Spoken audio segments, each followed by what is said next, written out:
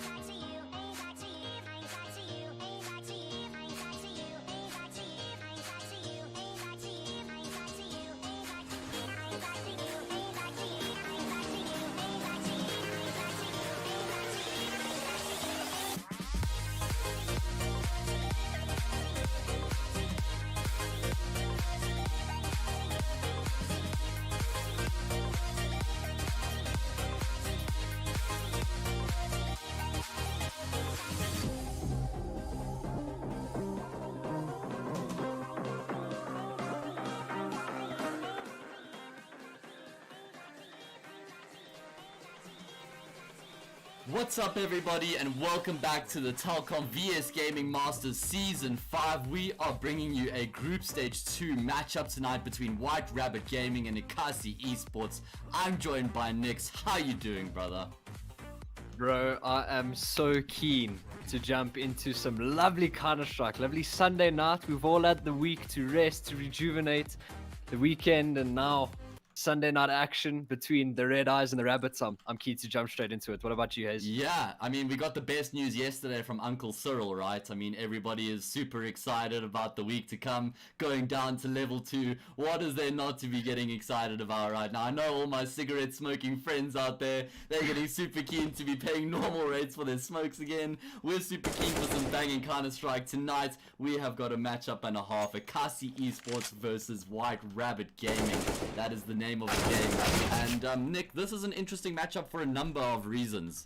We've got both of these teams in fairly contrasting positions. In fact, we have a moment, so I'm just going to try and bring up the brackets so that we can actually see exactly what's going on. So I've got it on stream right now. We're going to head over to group number 2, which is actually where we were. So as you can see, this is the table as it stands for group number 2 right now. Dynamic sitting top of the pops along with Goliath Gaming. They're tied, played 4-1-4. Energy, they're in there as well with the played 4-1-4. They were the expected top 3 teams in the group, and they've already been assuming those positions. The next set of teams though actually are creating quite an interesting battle. XD, OG and White Rabbit Gaming are all going to be contesting for that 4th and final spot in the top 4. Remember, the top 4 teams qualify for the winners bracket in the next stage, so it's really important to get in that top 4. Nick, who of those 3 teams do you think is going to be securing that spot? Look, I'm going to say right now, I'm saying we've seen XD and OG. They've already played 5 games. WRG, this is going to be their 4th game tonight. Yes. And I think that's definitely going to be something to keep into account. We already see the top 3 teams, they've only played 4. The 2 teams below the top 3, they've played 5. WRG coming in with 3. And same was can be said about Ekasi. But I think WRG, just in terms of the other teams in and around them, I think they've got the experience, they've got the firepower needed to finish out the group in the upper bracket. Yeah, I agree with you. I think they're definitely the favorites to do so. Like you alluded to, they've played 3 games. Everybody else has played 5 in terms of the teams they're competing with, XD and OG. So they do have some games in the bag. And this is a game I think that they're expected to take points away from for sure. At the bare minimum, they should be drawing this, if not securing a 2-0. Let's talk a little bit more about Ekasi Esports. They find themselves at the foot of the table, tied in 8th. They've played 3 games and they've lost all 3. However, their one solace is the 3 games they've lost have been against XD, Energy and Dynamic, which are 3 formidable opponents. 100%. And I think them coming into the latter stages of the group stages, I think the only team that they can really chalk off in 0-2 is that against Goliath. And I think against the rest of the teams that they're going to be up against, WRG, Prestige, Adapt, and OG, they're going to be looking to secure those 1 points and possibly those 2 points and 2-0 victories. Yes. So it's definitely interesting to see, and the same can be said about WRG. It's definitely going to be interesting to see the latter stages of this group and to see who they play against, because the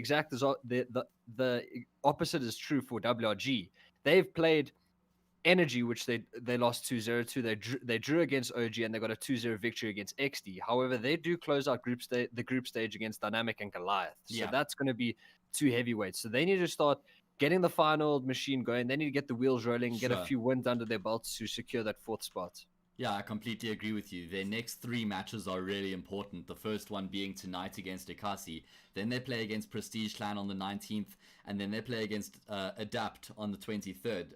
And just like you said, these are games that WRG absolutely can't afford to be dropping points in because they're going up against Dynamic and Goliath in their last 2 matches. So yeah, that's a great point that you make. And yeah, it's setting up this match really nicely. Both of these teams have a lot to play for right now and just trying to keep themselves involved in the contest for different reasons. WRG want that top 4 berth. Ekasi want to make sure they remain out of that elimination spot. Remember, only 1 team gets eliminated from the group stage. There's 9 teams in each group. And the team who ends up in 9th position is eliminated from the event. They get the boot. That's it. No one wants the big boot in the first round. No Nick. one wants the boot. Yeah, Nobody that's a wants fact. the That's a boot. fact. And I'm Yeah. pretty sure Ekasi, when you look at the 9 teams in this group, as you said, only the bottom team goes down. I definitely wouldn't say Ekasi's in the same sort of boat as your Prestige, as your Adapt. Yeah. So I would definitely say Ekasi, now's their time to definitely get a couple wins under their belts. They play WRG tonight, Prestige tomorrow, Yeah. and then they have a couple games against Goliath, Adapt, and OG to finish off the group stage. So Yeah. now's the time. They need to start getting some points on the board. They earn 3, but you never know. Starting from the bottom, and now they're going to try to finish not in the bottom, not in the 9th position. Started in the bottom, now they're there. Hey. Okay, but yeah, I agree, and it's important that WRG keep that in the back of their minds, right?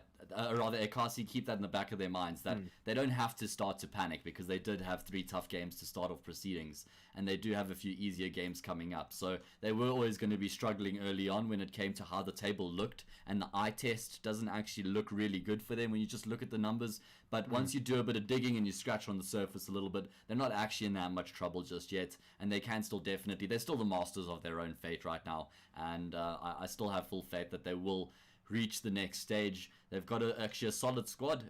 We can talk a little bit about the teams. Ekasi is Bullock, DMS, who else? Badger and Gemini. And they've been a team for a while now. EXE, who forms part of Royalty, was a part of Ekasi not too long ago. He ended up leaving, so they brought who else into his place. And I think they definitely did lose a bit of firepower with that roster change. EXE, known to be one of those up-and-coming players, you know, who has some potential to do a lot of damage in the server. But who else has also been seen to do some damage? And I know that he works hard on his game. And that's always important in a player as well, when he works hard. It's always an important characteristic and quality as well. 100%. And I think if I'm looking at the Ekasi roster, we've got the brains beyond the brawn. That is Gemini. He'll be RGLing this roster. But I think Badger, he's definitely going to be the one to look out for in terms of that 5 that you just mentioned. You mentioned who else he's come into the roster. Yes, he can do something. But I mean, in terms of the firepower and who's leading them now, obviously, as you said, with EXE's withdrawal, I think Badger needs to step up if they're looking to get a victory or even a point out of this WRG game. Because as we've said before, WRG, they've got not only mechanical skill, but they've also got experience there with custom, Zio, Niix.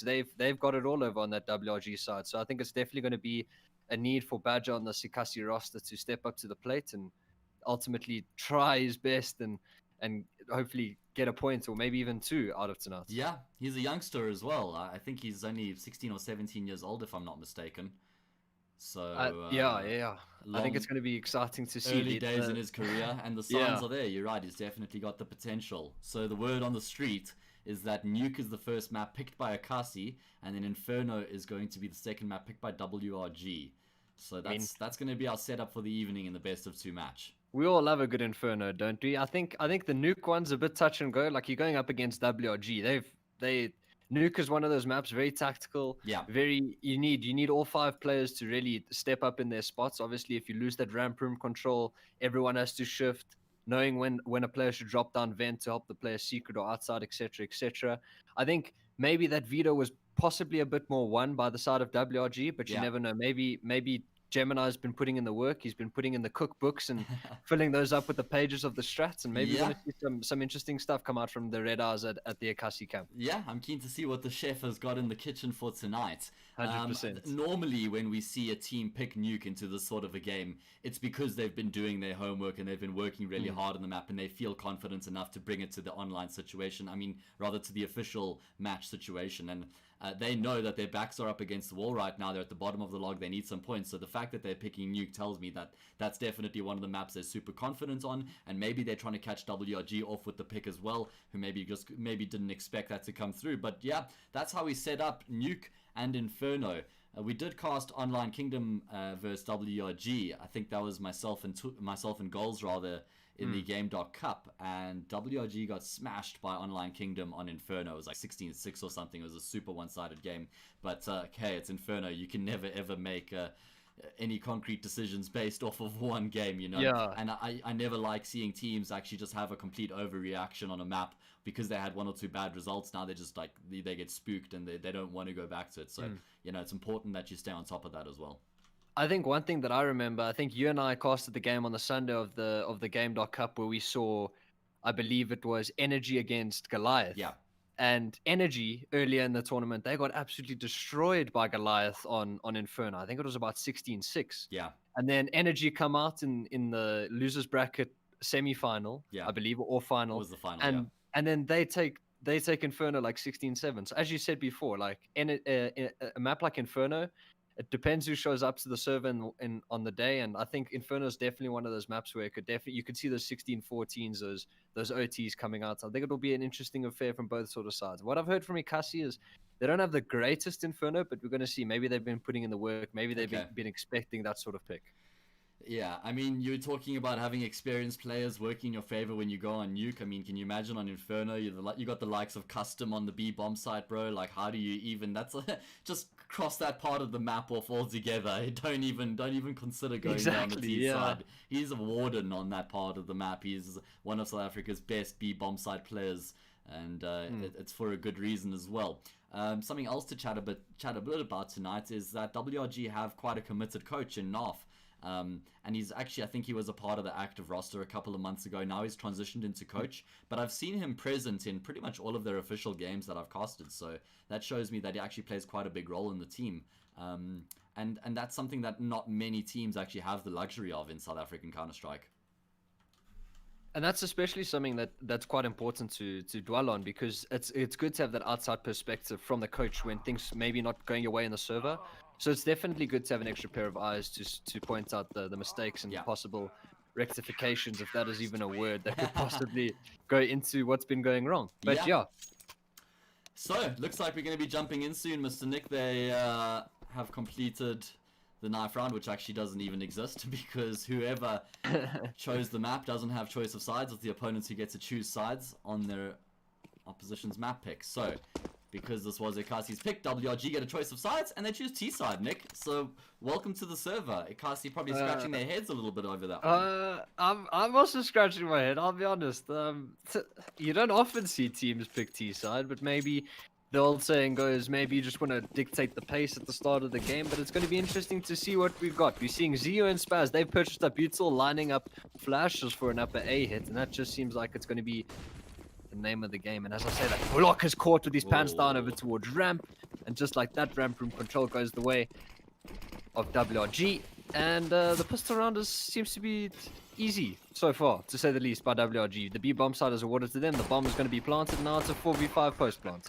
Man, that just spiraled out of control so quickly for Ekasi Esports after they lost that one pick towards ramp. Now, WRG have full control of the B bomb side. Zio is even locking down the lurk. He's got the audio cues. He takes down who else. There's traders there, but he's got the information at least, so his team can continue to react. And this double. Another nice frag. Oh my word, Badger and Gemini, they actually get a quick couple of kills between the lot of them. Niix is going to go down as well. My word, we were just talking about how dire that retake looked, and yet they win it with 3 players left. I was just about to say that double door setup is so tough, because as soon as the one player takes contact, the other player can swing out, and ultimately, I think it was Badger who got, it was either Badger or DMS who actually got both of those USP headshots. And just like that, the round goes the way of Ekasi, just as we thought it was going to be WRGs, and 1-0 is posted on the board. And we actually are going to see a reinvestment come out from the boys on the T side. Yeah, no surprise there. They found the bomb plant in the pistol round, and even though they lost it, they still have a decent amount of money heading into this round. In fact, they haven't really bought up as best as they could have. If you use your money efficiently, you can actually get like 4 rifles. And then you don't get the util that Custom has right now, so it's a bit of a trade-off. Anyway, that round was a bit of a luxury for Ekasi. Bullock made a bit of a mistake there as he overstepped towards ramp, and just needs to be aware of that going forward, because WRG are the team that always look to punish their opposition. If they can get a gap, they're not afraid to take it. 100%. And going back into this round, we got Custom with the full belt of utility. There's no nade to blow open the door, so that doesn't suggest it's going to be some door util and a possible vent drop coming out. And Yeah. as I say that, they're actually going to just creep up towards ramp, and this seems to be the theme already, as Bullock is taking early contact. He did the same in pistol round. He lost his life, and he's choosing to play this round a bit more passive. I think he does know that it has been an investment from WRG. He's dropped that molly, dropped that nade, he's held them back a bit, and it's going to be maybe the theme of the game, how WRG choose to abuse this ramp room control, and how that fares out late into the game. It's quite a pivotal point of the map, and we're going to see what happens as the ramp hit actually does come in. And again, Bullock unable to get anything done, and ramp room control goes the way of WRG. And if they can do this throughout the whole half, I think they left in good stead for the rest of it. And Custom's actually able to catch who else but me, and that's trying big. to get that lobby That's flank. really big info, because now he knows the A side's probably clear, but there's just not enough time for WRG to change up their strat, and they're just going to continue to commit to the B bomb site. Just Spaz is going to punch in the digits, gets the audio cue, but the smoke gives him cover. Another retake situation towards the B bomb site here for Ekasi, though this one seems out of reach. If they can get this across the line, that would be quite surprising. DMS coming from the single door, but you know, auto director doesn't want to watch Kyle's multi-frags, so he just switches us to DMS. Nice kill with the UMP, but that's all it's going to be. That's all it's going to be, is one round is traded by that of WRG. And as with the current eco of today's Counter-Strike day and age, is losing that second round after a first round, after losing that first round and investing, and then winning the second round, leaves you worse off than it would losing the first round. So we're going to see Ekasi, they're just purchasing up a couple upgraded pistols, armor on DMS, and a couple nades, and that's possibly an airstrike towards outside. But now it looks like WRG, they're set for possibly a 3-1 scoreline, but ultimately it seems as whether they can actually hold off this lobby early aggression by who else. And Kyle's actually going to have his number, and that's man advantage going the way of WRG early in this round. Yeah, again, their patience has yielded them an early frag. They do tend to catch opposition off, and their patience is an important part of their game. Like I said, they like to make these mid-round decisions based off, you know, the scenario that's developing in front of them. A push comes through from ramp, we get the kill. Okay, how do we react? And it does form a heavy part of their T side, and I'm not surprised. You know, they've got an in-game leader like Zeo. He's not the most textbook IGL where they're going to go for these executes. It's going to be a super loose T side. They're flowing really nicely right now. You can see how they're just moving around as a unit, clearing each corner as a team, making sure that there is trade potential even if a frag comes through. And it's just looking pretty good from WRG's point of view already. And it's important, as we've said multiple times throughout the other games we've casted together, as a team, especially on a map like Nuke, you want to get that economy under control. You want to keep those men alive. Spaz is actually going to drop the scout. He's going to upgrade to an AK. But it's definitely important to keep those men alive, even in those in those anti-eco rounds, rather, so you can build up a bit of bank. Yeah. And now's their time, especially if they can have a clean round this time. We're going to see Elike, rather, he's close to 10k. Custom will be close to 7k, I believe, and same could be said about Niix. And then we're going to see if Ekasi can't get a response, then WRG could be looking at running away with this half. Oh, Niix. Yeah, ready and waiting for that one. Catches DMS napping. Sometimes you just forget about the potential that you can get caught off from that angle. Door was blown open, and Niix is going to just continue to farm some kills here. Oh, a dink. Yeah, who else gets a kill? But that's probably all it's going to be here. Badger saving up some residual money compared to his teammates so that he can pick up the AWP in the next round.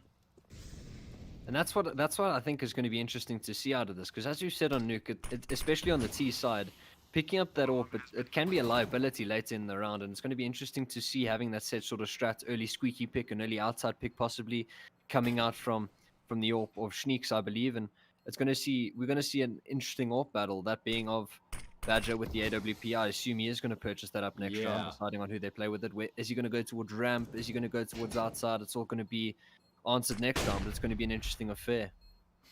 Badger still gets blinded by that flash, even though he turned around because it just went too deep. So yeah, it is going to be an interesting fair. I couldn't agree with you more that this AWP battle is going to be prevalent. You know, being on Nuke, it's not really the map where you see these head-to-head AWP battles dictating how the half actually goes. Normally on the T side, it doesn't get picked up, but Niix is one of those AWPers who loves getting in his opponent's faces. He loves to try and shut them down. So he's a good T-side AWPer with that sort of mentality, and Badger's picked his AWP up as well. So here we go. Into the first full buy round. We have an AWP on both sides. We got full utility. No kit for Ekasi, which could come back to haunt them. But they've got the pieces to get this one across the line. 100%, and it's interesting to see they've chosen not to purchase up that head armor, even though they know they're going up against a couple of Galils, and that those Galils will have that one-shot headshot potential. As we're going to see those outside smokes thrown in, and it's important to start throwing those outside smokes early in the round, because then you can fake that drop towards outside. You don't really have to use those outside smokes to their full effect. And actually, DMS has caught his pants down towards outside as well. But he's actually forced into some lobby aggression. He actually drops the bomb onto custom, but I don't think he's aware of Carl's position, but he's actually able to get two. And that is the bomb, and now Niix's position will be able to be known. He's going to disregard that smoke. He's going to push ahead of it and take things into his own, and great way to bring the round back into WRG's favor. That smoke was slightly too deep, and you could see Niix immediately recognized that and knew that he could get ahead before the smoke actually had popped. So he just pushed forward, got through it as it popped, and he caught Who Else off. Unfortunate, but still a nice sequence there from Who Else just to get his team back into a winnable position. Really good decision making from him. After realizing that the players had pushed outside from the T side, he had to make some sort of a counter play, and it works out perfectly. Now it's a 3v3 as the dust settles. There's 33 seconds left here for WRG to make something happen, and it seems like they're going to be going for the upper bomb sites unless they decide to drop down the vent. Did he miss he missed the easy shots. Oh no. Okay, but he's able to get one. Ooh, Zio comes in with the trade. Bullock comes up from ramp, and he comes up the ladder to help his teammate from heaven. Niix is going to be able to get a bomb plant, and he's going to be able to reposition pretty much freely with this AWP, take the duels he wants. He knows the position of one player. Problem is he has to try to suss out the position of the other player. It's actually Gemini coming in lobby with the flank. He's going to flash and try get information as Bullock, but it's Niix left. He's going to be playing towards mouth. The bomb is planted for there. The A site has relatively been cleared, so now they can start doing process of elimination. A double smoke towards mouth comes out. Niix misses the shot, but he's going to push ahead of it. He's actually able to grab Bullock. Yo, jeez, Gemini gets off the defuse immediately. He wants to trade that frag as quickly as he can. Niix opts to just try and get around the corner, realizing maybe if he can just stay alive, that he will win the round on that factor alone. But Gemini was able to react just in time, secures the kill, and gets an all-important round for Ekasi. 100%, and that's something that they need. They've got the pistol round win, and now they got the first full buy round. But that being said, losing 4 players in that, yes, the big green gun was able to be saved, but 3 other players have to reinvest. So that's why we're seeing that MP9, that FAMAS, actually Custom's able to nade his teammate nicely. But that being said, WRG have the better buy going into this round, and Niix, as we said earlier, those early squeaky picks could be some sort of theme that we see throughout this game. As Niix is going to take no damage to that molly. It actually.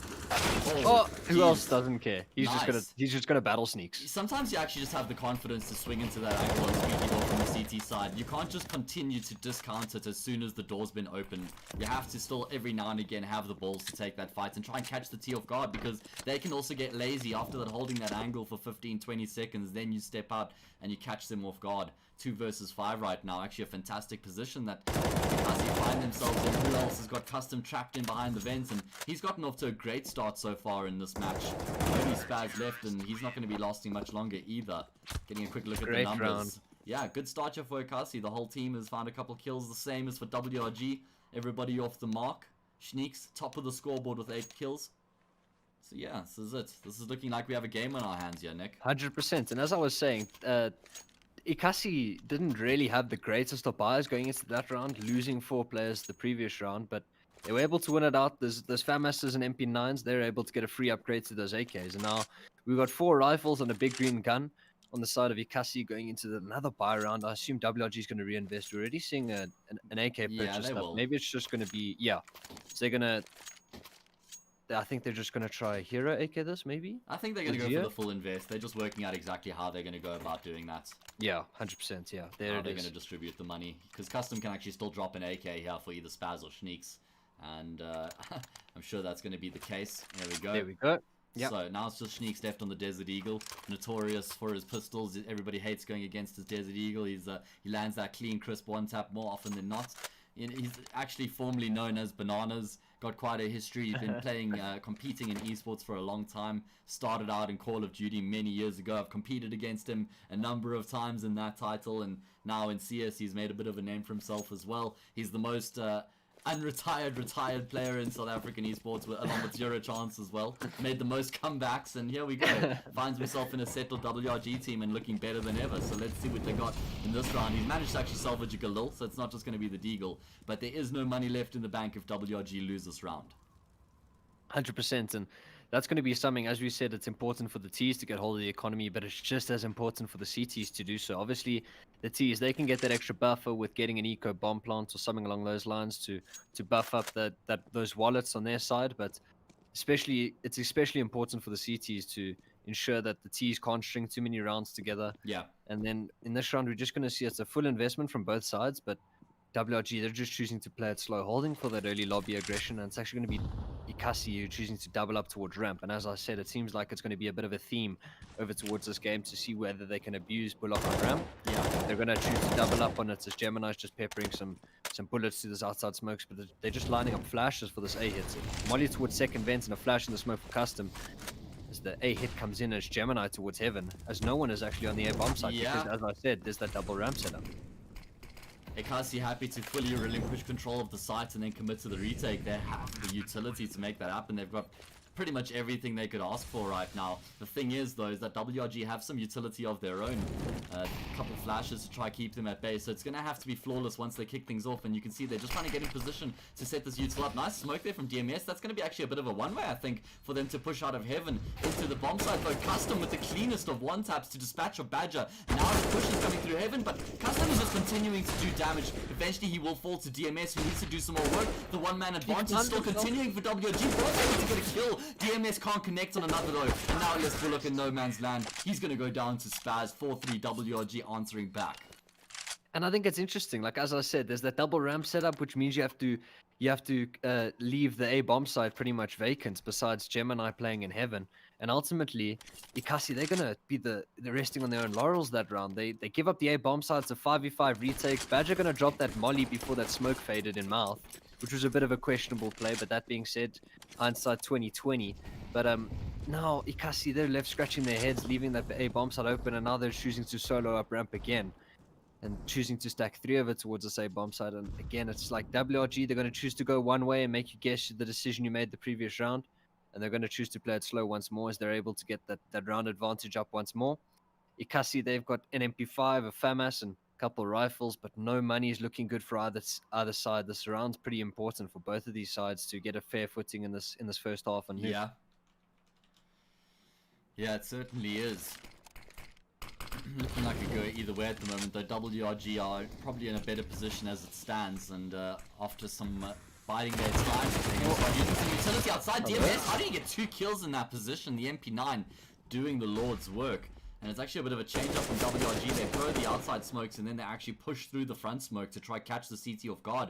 Gemini has actually got the timing here to shut this play down entirely. He's going to be able to capitalize on the first, and that's all he wants. Gets out of dodge immediately, and I respect that decision because that activates find a kill immediately, but he will still be able to go back and find Eli or Kyle.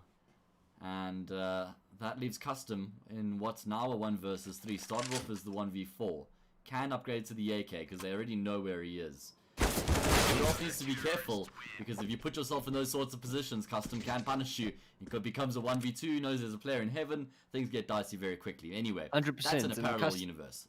Yeah, that's in a parallel universe, 100%. And especially, I think Custom is probably the scariest player in that in a clutch in a 1vx on that WRG side. He's not only got the brains beyond the brawn, but give him a 1v1 and he'll take those every day of the week. Yes, it didn't go his way against who else but me in that round, but I mean, you never know what's going to happen in the future. If you give him those free 1v1 duels, he'll eat them up for breakfast. Yeah, absolutely. He's one of the coolest, calmest players in South African Counter-Strike. So him in the clutch always looks good. Bullock rattling Oh. off some shots through the Hello? smoke. Man's doing damage. Oh my word. 60, what's that? 53 damage to, or rather 63 damage to Niix and 57 damage to Eli. That's quite a Artem, lot. is that Just with you? the FAMAS as well, Titan. Hello? But, Nah, it's good sprays there. And they're gonna it's pop again- off the back of the flashes Yeah. here. And Bullock just opts for the passive option this time. But Badger, he might get chased down. Custom actually pulls out the taser, but Badger, he also channels into Titan and he gets a shot through the smoke as well. It's raining frags and all of them coming through the smoke. And as we saw that round again, Bullock is playing on his own. He's able to get some work done over towards ramp, and then a flash through the smoke. Gemini gets himself a kill without him with him getting traded rather. And again, that's 5-4. The previous round, that was an investment, I believe, from WRG. Besides Spaz, he kept some money in the bank, and that's why he's going to buy up some armor this round. But Yeah. now it's 5-4. You're able to get 2 rounds in a row. Now it's important for Ekasi to keep this one clean. This one's now just as important as the last, and I'm going to see if they can keep it clean and build up that money. And Bullock's actually going to take contact towards ramp with the same 4. He's able to get 2 on the spray down. And a preemptive peek, actually, Carl comes in with the trade. And who else comes in from heaven to help his teammate out? But Spaz is able to plot the bomb. Nice. He's probably going to fall soon, I would assume. Yeah. But Custom a gets bomb plant one. is a round win in its own. Yeah, I mean, that's an objective achieved. Spaz certainly not going to be lasting much longer either. But like you said, that bomb plant, that's a mini victory for WRG. That's all they would have been hoping for. The fact that they get 2 kills on top of that is actually pretty decent as well, because now they're keeping Ekasi's economy in check. So, objective achieved there and then some for WRG. The thing is, though, is they actually have to follow it up with a round win here if they're going to be reaping the rewards of the previous round. Weapons in 100%. hands, and they've got everything they need. They're just going to go back to their passive play here, I'm sure, where they just set up inside, wait for any aggression to come through, and then they're going to work into an exec after that. And that's especially going to be the case, I would believe. Obviously, Niix, he's not purchased up that AWP. Badger does have one of his own, and we're going to see where Badger goes. He's going to go towards outside again. I think he's actually going to go for a possible early pick towards Squeaky with us, but it is just going to be WRG, as you said, just holding for that early aggression in that lobby area. I believe there's just Zio, he's lining up the flash. Good air hits. Custom looking for the timing himself, and Gemini trading blows through the smoke, although all of Custom's bullets missing the mark, so that means that Gemini is going to be walking off on the top of that jewel. 41 health for Custom, and it's going to be a bit of a quicker exit into the bomb side. Eli Gemini? glides the charge and leads the charge. The molly forces Gemini into the open. He gets caught off. Nice shot there from Niix. That's going to be yielding a control now for WRG, or into WRG's hands. Quite a bit of damage has been done to these players though in the process, so the retake certainly on the cards. DMS this time is the one to get a kill through the smoke. Niix wants to get aggressive. Niix doesn't volleying care. him off.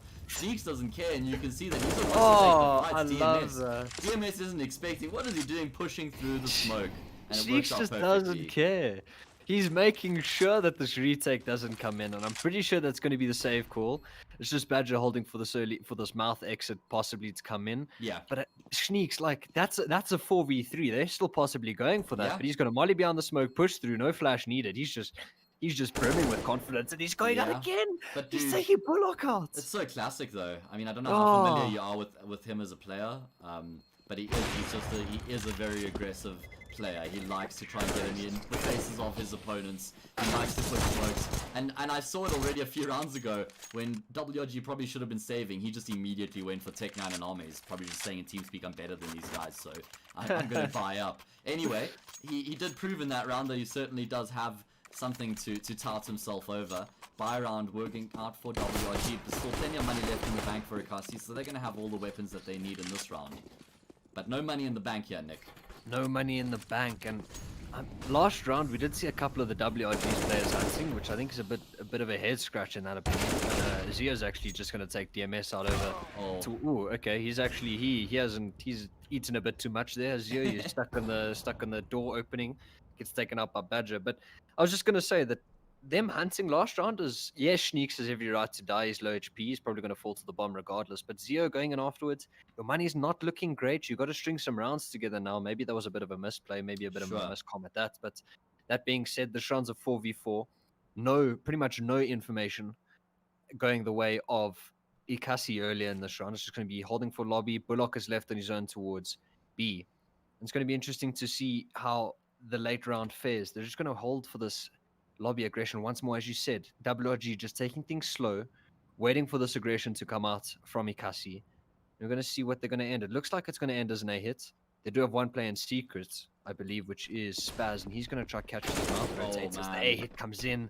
Kyle gets the opening onto Gemini, and Custom takes out who else from No Man's Land, and that's the A bomb site, and ultimately a save could possibly be called in here. The round over, there's no way that they can have a crack at this from this point. Niix is going to find another. Finally, Bullock will be able to get a kill, but it's going to be a pure consolation frag at that. I just want to see Niix run off out and go hunting. Yeah, I mean, he's definitely going to be hunting him. It's just a matter... Oh, no, he's got the AWP, so maybe that'll be keeping him slightly more reserved. So yeah, I really like the way that WRG is just changing up the tempo. They're being really unpredictable with the time that they're actually executing into this A site. Slightly early on in the half, we saw them actually, delaying it quite late and pushing in the last 30 seconds. Then in the round win that we saw a couple rounds ago, they actually went around the 1 minute 10 second mark. This round as well, they were around that 50-second mark. So they just keep changing up the timing, making it very difficult for Ekasi to get a read on what's going to be happening, which in turn means that they can't use their util efficiently because they're not exactly sure when they should be dropping it. 100%, and Nuke is one of those maps where you feel like you need to drop those early mollies towards Hudson, towards a squeaky door to stop that early A aggression. And as you said, them holding it up could possibly choreograph some upper A hits in the first 20 seconds of a round. And again, we're going to say, once again, it's WRG just holding for this lobby aggression. And Niix, who's actually going to take contact. He's actually able to leg DMS. No armor, and DMS is actually still able to escape with his life. And Bullock is caught over towards Hudson. Just like that, a 5v4 turn 4v4, and Gemini is actually going to reaggress. He's just going to try get that AK to himself. Yeah. No armor on these Ekasi players. I don't see a way in which they should win this round, but that being said, a couple of players going unchecked. That's actually a play over towards Dark. Custom's brain is so big. His brain is so big. Yeah, I mean, when you're the fourth guy to push in, when are you ever going to be taking that corner, bro? Exactly. Man. That's exactly what I'm thinking. As soon as your first teammates run past, you're like, no ways is anyone there. Custom taking things into his own hands. Oh my days. Dude, I love watching. Who else was licking his chops, bro? Exactly, without a doubt. The century here, mate. Exactly. Trigger discipline at its finest. Yeah. And then Custom's just going to shut him down. And that's what I love watching, especially for a younger, not a younger player, but someone who's a bit less experienced if anyone's watching. It's always important, even if your teammates didn't clear the corners, you got to clear them yourselves. And now we're seeing a wealth of experience on WRG's side as they're actually able to post 7. But we're seeing a wealth of experience on WRG's side, and it definitely seems to be showing in the meantime. 7-6 is the scoreline. We're going to see if they can ultimately get another round and win out this half. There's going to be a full investment from Ekasi. Yeah, this is going to be a pretty tough buy for them to actually pull together. They're going to have some util, they're going to have some pieces of the puzzle, but no AWP on Badger, which has actually seemed to have been his most influential weapon so far in this half, and not much util to speak of, not many kits. So this is them scrapping it together. They have enough, but this is where it can spiral out of control. They lose this round. It's probably going to be a 9-6 half in WRG's favor. So let's see what's going to be happening. A bit more patience again from WRG out the blocks. Seems like Bullock wants to get a bit aggressive. He's already used his util. You can see there's only 2 smokes left here for Ekasi, and there's still so much time left on the clock. And look at it. Look at WRG's util, Nick. They've used 3 pieces of util so far just to bleed the util from Ekasi. They know just one flashbang is all that's needed to spook them and get them to drop the util in turn. Now they're going to use the wall of smokes outside. They know that because there's no counter util to come through, they've got free reign. And they're taking map control systematically, and it's looking good right now. Oh, a bit of a missed outside smoke there, but irrespective, it is looking good. I would agree with you. But like the util retention, especially on CT side, look, actually, Badger doesn't need util. He takes his aim shots all day. He's able to get 3. He's actually able to almost get the 4. Niix actually wins out that gunfight. Who else comes in to help him out? And as we were saying, as Ekasi looked to be in dire straits, no util, the gunfire wasn't looking great. They actually went out the round 7-7. Yeah, this game's going so back and forth.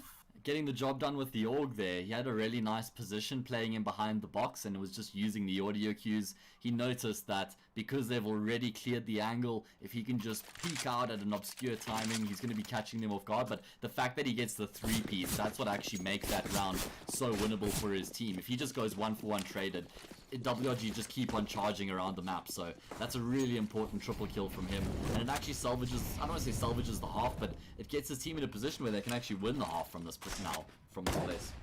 100%, and this round again, we're seeing those early outside smokes dropped once more. As again, it hints at possibly dropping towards secret, but you don't know that, or it could possibly you're just trying to deny info from the CTs. As they're already on the air bomb side, who else is actually going to emerge from the vents? He's able to get one. He's going to close the door. He's got some manners.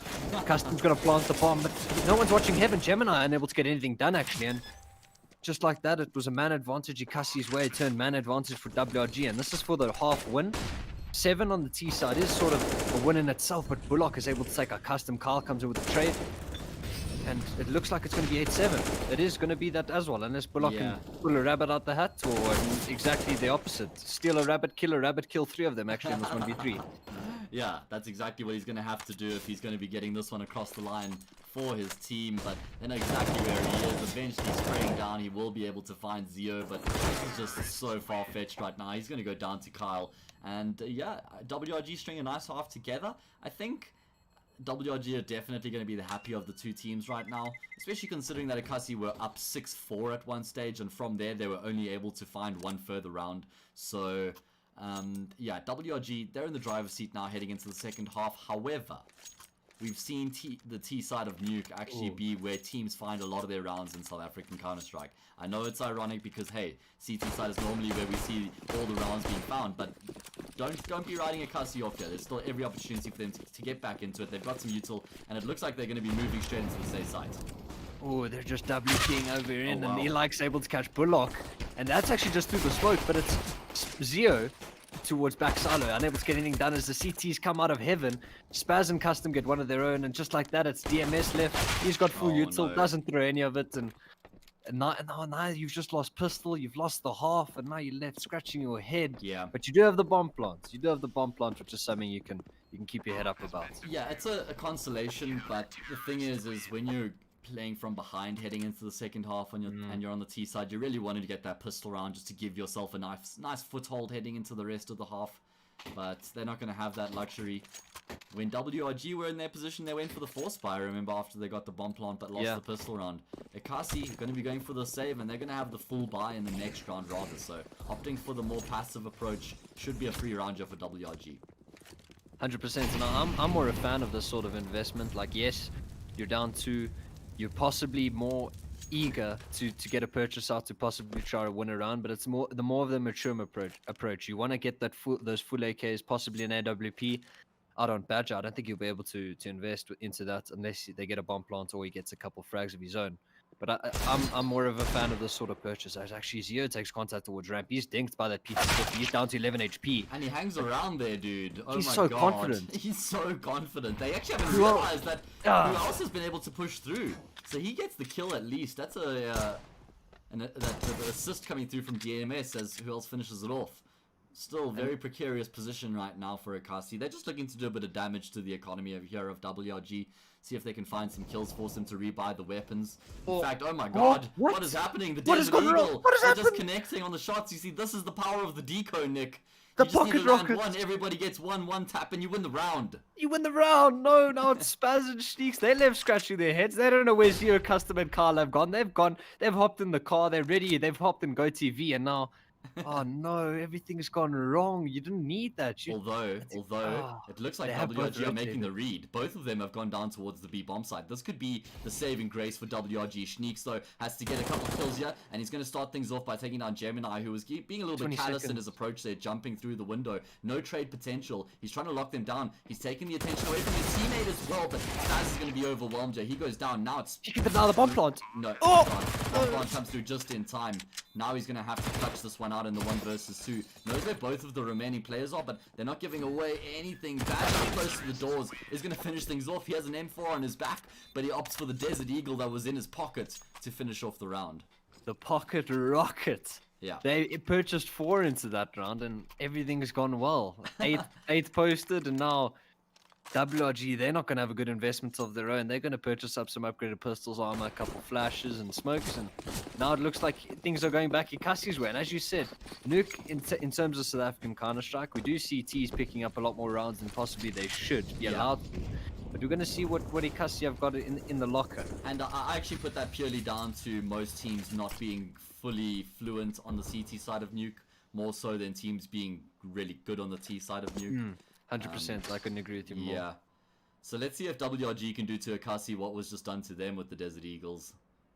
They have got the luxury of armor. This is the full. Actually, this is the full force. This is the full Monty here from WRG. Last round they didn't have any armor, and they still won the round. Word. Oh no! But that being said, this is this is looking like Ekasi should be leveling things up, and then there's no money in the bank for WRG. But let me not get too far ahead of myself, because we saw what the Desert Eagles did in the previous round, and already Spaz putting on a bit of a display there. Nice shot from him. Leaves us in a 4 versus 4. Bit of aggression coming through mouth now, and again it's frags being traded. Eli just tapping away. He's going to be able to find 2 kills. He's trying to salvage things now, and he does find a couple nice shots. He should be just dropping down to this B-bomb side immediately, though. Maybe he's just waiting for his teammates to come through. That's exactly what he's doing. Bullock going to join him with the bomb, and that should be the round secured from this point. It's going to be very tough for WRG. I'd hope for my sanity it is the round secured, because if WRG win this round, I'm going to be a sad boy. But we're going to see what happens. Bullock is over towards Tetris, trying to get something done. Yeah. He's going to just smoke single door, and they know where. Oh no. No ways is this happening. Oh, Bullock, he's playing with fire, man. Bobbing and weaving back and forth. He drops a molly. It's not going to be affecting the situation. Why are you taking the peak, Bullock? That leaves DMS in such a tough position. No way. He's going to go down. There's no kit. But there's still enough time, Nick. No, there's too much peeking. They have ants in their pants. They need to calm down, Nick. Call pest control, man. Oh no! We just seeing rounds back. Why are these guys buying rifles? Please tell me. Honestly, this is what I say in MM. Like when I just get pounded by deagles, I'm like, dude, just don't even buy a rifle. Just buy a Desert Eagle every round. What are you doing, wasting your time? And I was so confused. Like, you're over towards Tetris. You have to make the CTs retaking do all the work.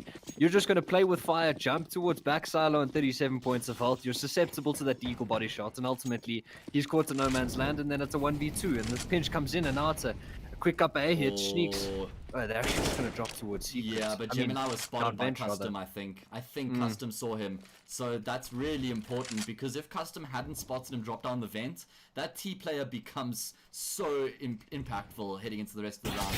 Gemini, they know where he is. He will eventually get taken down by Zeo, who made pretty tough work of that. All in the meantime, Ekasi are grouping up towards Rampia. They've got all 4 of their players in the area, and they're going to try and overwhelm the CT, which is Spaz. He gets the info, and he just drops back into the B-bomb site, so not giving the T's any opportunity to get some kills. Now they're forced to funnel through the one side. I don't know why they're pushing. Obviously, with the right side being smoked off, they're going to be watched on the left. I guess they wanted to just throw numbers at the situation, try overall the CTs, and it really worked out for them. I mean, they've been able to finally get control of the bomb side. A 2v3 as the dust settles, but they're not in the best position to try and take this round across the line. Ooh, Niix? Although, as I say that. And I'm quite a fan of how Ekasi are choosing to play this. They know they've got the B-bomb side on lock. They know the rotates are going to come in. They're not choosing to plant the bomb just yet. They're going to try catch. The CT's actually getting a bit overzealous, and that's exactly what's going to happen. And just like that, it's Kyle left in a 1v2. He has spotted out who else. He is low HP. Kyle has already posted 21 kills on the board. So it's possibly going to... Oh, Kyle's actually able to catch the bomb planter. And now it's a 1v1, and he's able to win it out. No, Kyle, 19 points of health, 23rd point. Oh my days, this map. We're seeing it back and forth constantly. Oh man, not like this, boys. It's just swinging like a pendulum. It's so difficult to make a call right now what's going to be happening, because these guys are just trading blows. It's like a heavyweight match, Nick. They're just standing back and forth right now. Who's going to be falling first? Because this is going to take a lot of tenacity and grit to keep fighting. I mean, Ekasi even ended up in a winnable position there. They were in dire straits, pushing into that B bomb site. They got slaughtered, ended up in a 3v2, which they then convert into a 1 versus 2, where they've got the 2 players left alive, and then Kyle just clutches it out in the most obscene ways, opening up the doors like some 70s action film, spraying down the person. He kicks down the doors across, and AK's dual wielding coming out, and he wins out the 1v2. And I actually think this is going to be the first non-force coming out in this half. I could be mistaken. Oh, we did see the deco victory earlier with no armor, but we saw what they did earlier. We're gonna see maybe they can get it done again. They do have armor backing them this time. But this map already it's a back and forth. It's what we love to see. Absolutely. Oh, DMS, he's lost a couple toes after that. Just getting shot in the foot there from Kyle. So Nick, you know, for my sanity's sake, I just need to see WRG get across the line here nice and calmly. Just not have anything too challenging happen, you know, just keep it nice and simple. Although, as I say that, look at the tees. They've been able to gain some ground. Gemini's wrapping through heaven. Does he? He's going to get spaz completely off and he will find the kill. Taking him a few more shots, then it should Badger get to frag as well, and it's insanity prevailing once again. How is Badger there? How is Badger there? Custom gets a kill, but I don't even know if that's enough. They may be even convinced to go for the save. Niix still alive here, pushing through Mini, looking to try and find something to give them a thread to try and pull their way back into this round, but it's not looking hopeful. Custom, he's backing off quite passively. I think they're going to go for the save, although Niix, he's caught Gemini off. That might actually give him a bit of an incentive to go for this, you know. They have got the kits on Custom. They got a bit of util, but now Custom gets caught off, and I think that's the end of the round. Niix going to go for the AK. He's going to see the kit, but there just isn't enough time for him to make something happen here. And my word, again, Nick, I ask you, why aren't they just buying Desert Eagles? Because that's clearly all they need. Oh no! We've seen Eco win off the Eco win, and I think WRG are going to invest into this because they've got Zero and Spaz on the double Eco regardless, and they are going to choose to do so. And if WRG win this round, I don't know what's going to happen. Yeah. I honestly don't know what's going to happen if WRG win this round. I don't blame them for forcing back into it just by the way that this game has been going. They have every right to force back into this round and see if they can make something happen. But yeah, Ekasi, they can ill afford to lose this. They've actually gotten themselves back into this half now with that round win. And they need to string a couple together here, Nick. They need to start being a little bit more consistent and actually mount a bit of a platform on this T side. As I say that, Badger, he nearly gets caught off. He's going to be forced back. No way. Oh my god, it's Spaz and Kyle who find the opening frags again. Nick, what are we watching right now? I'm so confused. They just buy Deagles the whole time. Just buy Deagles. Yeah. I mean, and I don't even know if Niix is going to get cleared. We started saying this 6 rounds ago, Nick. Exactly. Come on, bro. Get with the program, boys. They should have bought Deagles on pistol round, even. Yeah. And it just seems like... Oh no, the timing. Oh my god. Another Deagle kill coming through for Niix. That's the bomb dropped outside. At least Gemini's gotten a kill, but it's a 4 versus 2. And Gemini and Bullock, they're not together right now. They will be able to get in towards the, say, bomb site, but there's 2 players here for WRG, and Bullock hasn't immediately cleared it as he's making his way forward. Does he clear Kyle on top of the hut? It doesn't look like it, and that's going to be an easy kill for Kyle. Oh man, just again going unchecked. Gemini looking for Niix. He sees his head, but he can't connect. Now he's trying to brute force his way into the, say, bomb site. Can he be the man to set these 2 teams apart? The IGL taking the responsibility on his own shoulders. He's dropped down into the B bomb site, which is actually a good decision. He should have just kept charging. He would have been able to get a plant for free. Now he's been patient because he wants to try and find the frag on Niix, and his patience might work out against him. Oh my god, Gemini, I'm so sorry. He does go back and get the kill. Oh my word, and he nearly finds the frag on Spaz, but in the end, he does outthink himself, and the Desert Eagles prevail again. The Eagles once again. No, what is going on? No, surely they save, right? They got to save. Hopefully. Yeah, bro. If Ekasi win this round on Glocks, then we know. Bro, then we know. What do you mean? Gemini and Bullock have Desert Eagle. It's done. No! It's happening again. I'm calling it now. Oh, but this game has been so back and forth. Like, obviously, this is what, from a spectator's point of view, is what you'd love to see. Yeah. And I think this may just be the first clean round. Hopefully, well, Nick, say that. Speaking prematurely, bro. Never. Oh, no way! I'm so done. I'm so done. Niix is being forced off now as well. Hey man, at least we're getting some proper entertainment with the Desert Eagles on this game. Gemini, he could have another opportunity to find a kill here, but Zio gonna find him with the timing, so it seems like this time sanity will prevail. 4 versus 2. 2 pistols left. Bullock finds another one. I'd actually love it if we had a counter for the amount of Desert Eagle kills we've had this half, Nick, because it must be some sort of a record.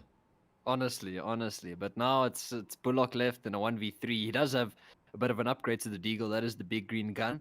I don't see a way in which he should be able to win this round, but you never know. He could possibly catch. He needs those 1v1s, and the positioning of the CTs, he's got them all on a platter. He doesn't know where any of them are, though. Yeah. He assumes that they may have control of the bomb, but ultimately it should be the 13th round posted for WRG.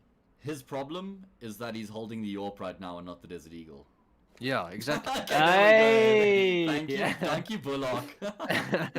Oh The man. timing's perfect. I know I'm memeing a lot about it, but this has been a pretty crazy half. I haven't really seen something like this play out in recent times, and Bullock's going to be finding a vacant A bomb site. Although there is a player in heaven, he's not going to be clearing it, I don't think. He's just going to be hoping for the best as he taps the bomb. Custom swings out, secures the frag, secures the round, and for the first Finally. time in a long time, we're going to be actually seeing a round won by the team which actually should have won it. Exactly. We actually seen the rifles finally win out the Deagles. And now it's a double And- save. That's so unfortunate for Ekasi, man. But obviously, I'm not going to say that this is supposed to be a 14th. I mean, it is supposed to be, but you never know what's going to happen. We got Niix on that AWP. I think he's going to go over towards ramp, trying to get something done early in the round, and he's going to post in this angle once again. It's such a powerful angle. Yeah. You need a really good flash, and you have to go so far forward. Actually, he's going to put out a smoke at the worst possible time. He's just going to submit that. Gemini's already... Oh, no. Oh my god. What? Schneeks Gemini... He's like, why is my teammate shooting me? That's not your teammate, bro. Gemini somehow, he ducked down the vent, went undetected, and he secured a bomb plant. WRG in disarray right now. They're going to have to organize themselves to try and set up for the retake. Did Bullock play him getting spawn? another kill with the Tech 9. Kyle's being kept at bay. He's going to try and push through. He gets caught off as well. Fortunately a for 1v2. WRG, Spaz has been able to find 2 quick kills. Oh no, it's a 1v2. DMS is timing out. Oh my god, that's Oh. unfortunate. Bullock, he connects on the shot. Zio sticking the defuse. Bullock looking for the frag. He's trying to tap away with the Tech 9. He's not going to be able to connect. Zio gets the defuse. And That's that so unlucky. is unfreaking fortunate for Ekasi. That's online CS in a nutshell, especially Yeah. in South Africa. Like, that's just unfortunate. Like, Yeah. you get the first kill. We thought it was going to be a 4v5, but meanwhile, it's just a 4v4 the whole time. And unfortunately, the internet is just going to be the superior in the situation. And Oh, that's so unfortunate. normally the teams notice in time where you can, I don't know if like, I guess playing on these servers you actually can't call for a restart, man. So even if because you know how the rules work internationally, if no damage has been done, the team can request a not live and then you restart the round. So if you notice that that if your teammate's disconnected, you can actually just you call for a restart in the round. But here on these servers, I don't think we have that luxury, so Ekasi had no choice but to continue with their pursuits of that B bomb site. And Yuna didn't even notice because they were in such a good position. But I think it's safe to say if DMS was part of the equation, that round probably goes in their favor considering the position they got themselves into. I just thought he was lining up an outside smoke, to be honest, when I saw that dots and T spawn. But I believe his PC did crash, is the word I'm getting, and that's just unfortunate ultimately. But then again, we're seeing the rifles, even though only one stayed alive. We're seeing the rifles win out an eco an anti-eco rather once more. 14-9 is the score, and it will be interesting to see going into the latter rounds of this half, because obviously now Ekasi, they're running on fumes. They know they should have won that round. Unfortunately, just by bad luck, they lost it. Yeah. And they're definitely, in terms of the scoreboard or how things looking, it's Kyle and Schneeks leading the charge, and it's Bullock. I'm not sure where DMS was. Obviously, when he reconnects, it will take a round or so to refresh. Yeah. But I think in terms of the outright fragging, 14-9 on the score. WRG are in more of an affair, but maybe Ekasi, they've got a bit of fire left in the tank. They know they should have won that round. Unfortunately, due to bad luck, as I said. Yeah. We're gonna see how this round and this map ultimately dictates the end of the series. Yeah. Just getting some confirmation there from nobody in chat that they actually can call the .pp, and I think that immediately does reset back everybody in spawn. So that then tells us that they actually didn't even notice that DMS had DC'd. And you know why I think that is? I think he's the lurk for the team, actually. So they may have seen him on the minimap and been like, cool, he's just covering our back from the outside push. And he's there, he's quiet, he's the lurk. The lurkers don't talk, right? Because we're all pushing and coming. So a bit unfortunate. I see some more chat. DMS is very vocal in TeamSpeak. They would have realized if he had timed, or his PC crashed. Well, they didn't realize in time, unfortunately. Maybe he has reconnected though, at least, which is a good thing. Maybe because obviously we saw Gemini. He dropped vents probably about 10 seconds, 10-15 seconds into the round. So Yeah. they kind of said, listen, we could win this round, guys, even in a 4v5. Man, I think that's a super risky mentality. It is risky, and ultimately it was 1v1, right? So Yeah. They got a bomb plant. Maybe they shouldn't. Maybe they thought they weren't even going to win the round to start with. But we're going to see. Ultimately, it's 9-14. They're going to try post a 10th and get the map rolling once again. Hopefully that bad luck rather doesn't strike any of the 10 players in the server again. Yeah. Gonna see what can get done. Yeah, 14-9 as we get back into things now. Full buy round here for both of these teams. Ekasi, they have to win this one to keep themselves in the hunt here on Nuke. If WRG gets to map points so early on, it's going to be disparaging for them. Let's not forget, Nick, this is Ekasi's map pick. 100%. And as we said earlier, Inferno usually... Oh, okay. Never mind. As I was going to say, Inferno is WRG's pick. So by the laws of the Counter-Strike gods, it should just go, each team gets their map pick and everyone's happy, and the series ends on. But we know that, especially today's day and age, never know what could happen. And as I said prior, WRG with the experience, you're looking at them possibly winning out the veto. They were picked, they got Nuke picked into them. So it is kind of interesting to see what happens. See if Ekasi can make something happen. Yeah, nice little quick kills for them means that they've actually got the man advantage. Though Custom, he might be able to catch them off guard. Oh, he gets the spray, does a decent amount of damage to two of them, but nothing fatal. Means that again the one man advantage prevails for Ekasi. Badger dots the bomb down, and this is going to be a tough retake for WRG, especially considering that Bullock is coming, although Spaz is going to have heard him here. So Spaz could actually play the patient game. He could wait for Bullock to swing out. He does. He gets the kill. Now into the 2v2. I wonder if Kyle's going to be able to activate himself. He's going to actually force Badger out into the open. Oh my god, Spaz. He doesn't even need Kyle. He gets the quad kill, including the 3-piece. And that's going to be backbreaking. I don't know if Ekasi are going to be able to bounce back from that little sequence there. That's going to be tough. And prior to that, I was saying, like, Kyle, Niix were the only two really firing, and Spaz heard me say that. He gets 4 in that round and 3 on the retake in a 2v4, and Jesus, things couldn't go better in that retake for them. It looks like it was going to be a 10th posted for Ekasi, but now 15 is posted for WRG, and ultimately a full investment coming out from both sides. That AWP on Niix once again, looking like it's going to end possibly going WRG's way, but we never know. If Ekasi can get a couple rounds, especially with those deagles, you never know what's going to happen, but it's actually going to be just outside smokes thrown out once more. We've spoken about the importance of those possibly faking an outside hit or just crossing down with them. Yeah. We're going to see what they can get done. The problem for Ekasi is they've only won 2 rounds so far throughout this entire half, and it's mostly been predicated off of deagle buys, so it's not like they've got something they can just fall back onto. Like WRG had that just slow inside where they just sit patiently, they wait for any aggression, and then they work into an exec. They knew they could fall back on that whenever they were struggling. Ekasi haven't had that luxury. Nice shot there from Badger, DMS, and who else also getting a quick couple of kills means that the A bomb site now is in control of Ekasi, so they've again gotten themselves into a winnable position. Our Custom and Niix going to be able to repeat what was done last round. That nade's actually going to do a bunch of damage to Gemini, and that smoke blocks off 2 of the remaining players. Can Niix find this frag onto DMS? This is going to be the turning point in the round. If DMS can just secure this kill, that's probably going to be the round. Gemini finds Custom as well, and Ekasi keep their hopes and dreams alive here on their map pick Nuke. No, it's, as you said, they've already posted 2 prior to this round, and now this is their 3rd, and now's the time they've got to get the wheels rolling, they've got to get the momentum in their favor, and this is their chance to do so. WRG, they're going to reinvest into this, actually. Kyle and all the boys, they're going to buy up some deagles. As we've said, these are scary things, but now, if they can win out this round, you're looking at 11, and then WRG will have to eco, and then you're looking at 12, and then the next buy round is coming out at 12-15. Yeah. Which is going to be an interesting affair going into the late game, and when you got the momentum in your favor, you could possibly take this game to OT, but you're going to check what they can get done on these deagles.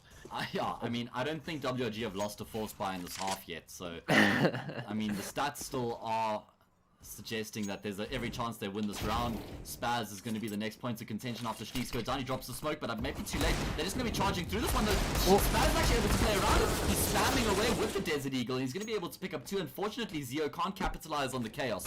And, oh no, Kyle nearly actually able to get his control in time there. Custom also missing a couple of Desert Eagle here. Shots there, rather uncharacteristic from him. Normally he's the king of the Desert Eagle.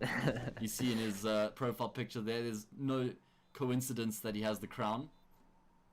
Yeah, and into this, we're looking at 15-11, as I said, and now we're gonna have to. Hopefully, I put it that way. We're gonna see an eco from WRG, and then you look at 15-12, and the next gun round, I would assume, will come out at that 15-12 score line, and then Yeah. if you can win that out, then it's game on. Then we could possibly see some OT, but we're gonna see maybe WRG they just take this round to talk things over, maybe work on an idea for possibly early aggression into the next, which we haven't really seen from WRG on their CT side. They've been mostly relying on those retakes going their way. We're seeing, like, literally, if you press tab, there's just 2 rounds which they got by elimination. The rest have been by defuses. So it'll be interesting to see what sort of gimmicks they can throw in on their CT side as Bullock's able to get them first kill of the round, and the lobby crunch rather doesn't go their way.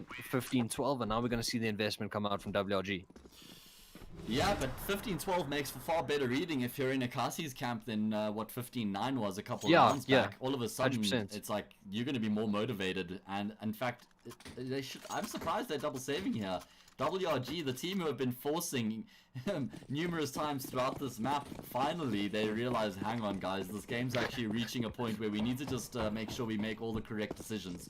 Don't get ahead of ourselves. So they go for the double save, they invest a bit of extra money just to, they get the scouts on custom, a couple Desert Eagles as well. So they have some potential to do damage, but it seems like Ekasi have got them under wraps. It doesn't really make sense to me that you purchased up these deagles as well as the scout on custom, and then you're just going to play up close and personal. I would assume, especially with the scout purchase, you're able to tag players down to 30 points of health, which makes them susceptible to those deagle body shots.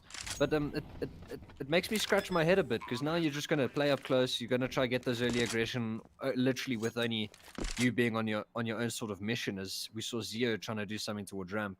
So it kind of makes the buy in itself null and void in that regard. Yes. You're going to see ultimately custom. I think he's just going to choose to save this AK, unless they're going to. Oh, they're probably going to go for this. I would, maybe. Well, yeah, they're going to be buying up in the next round this. regardless. The thing is like sometimes you do actually just want an AK on the CT side. That's pretty much the only thing that would change Gemini. Gemini, hello? is he timing out? There's no kit. Someone needs to get on the defuse immediately. Can Badger salvage the situation? Spaz realizes he has to defuse.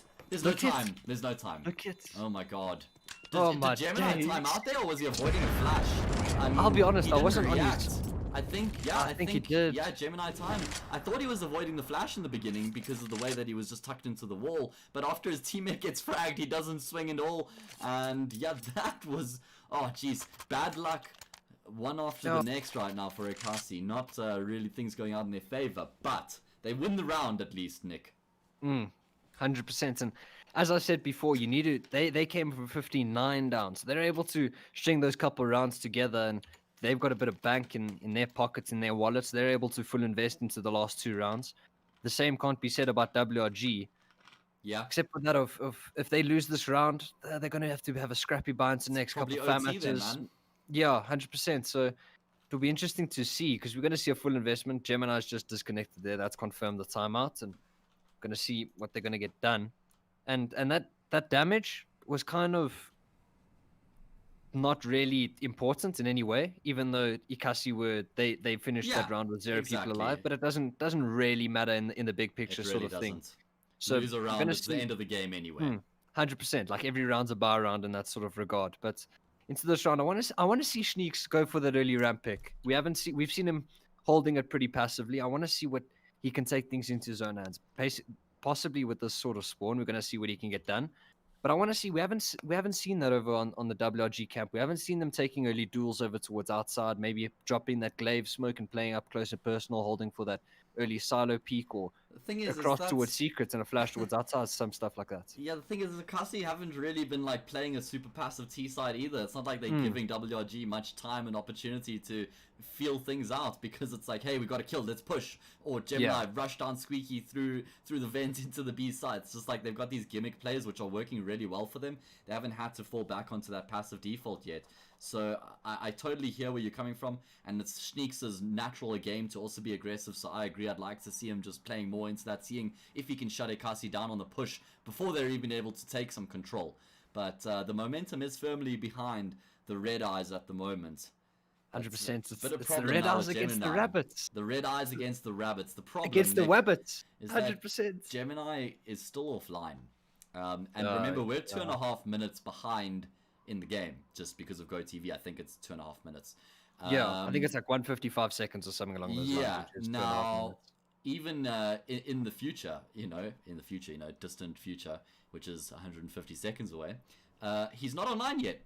So that's a bit of a problem because that means it's not just like, oh, he's online. Thank God, he just came online. Let's get it. There we go. Oh man, I was just getting a bit nervous there that maybe his net had dropped and it wasn't coming back or something like that. But can calm down again. Catch my breath. 13:15. Yeah, if you're joining us, welcome. This is the Telkom VS Gaming Masters Season 5, and we have had an absolutely banging map. Honestly, watch the VOD. We need to get a video editor, Nick. And we should just like get someone to clip the first 6 or 7 rounds of this half because it was just so crazy, dude. Like literally, it's as if these two teams were playing for a major. Like it was just back and forth constantly. You and I were just in awe the whole time. Like what? I was so confused. I was just like going, wow, oh, woo, oh, Jesus. At the start of the round, I was like, "There's no ways WRG win this round." Then they win this round, and then I'm like, "There's no ways Ekasi win this round." I know. Oh yeah, but. Now we're seeing the rifles come out, and we're seeing just as entertaining sort of stuff. It's not the Deagles doing the work, but it's the AKs and the M4s. And Gemini is back online, as you said. He should be reconnecting shortly. There's a bit of a delay. Obviously, we are GoTV. We are 2 minutes and a half behind, or so around that sort of mark, 1 to 2 minutes. Yeah. So it'll be interesting to see.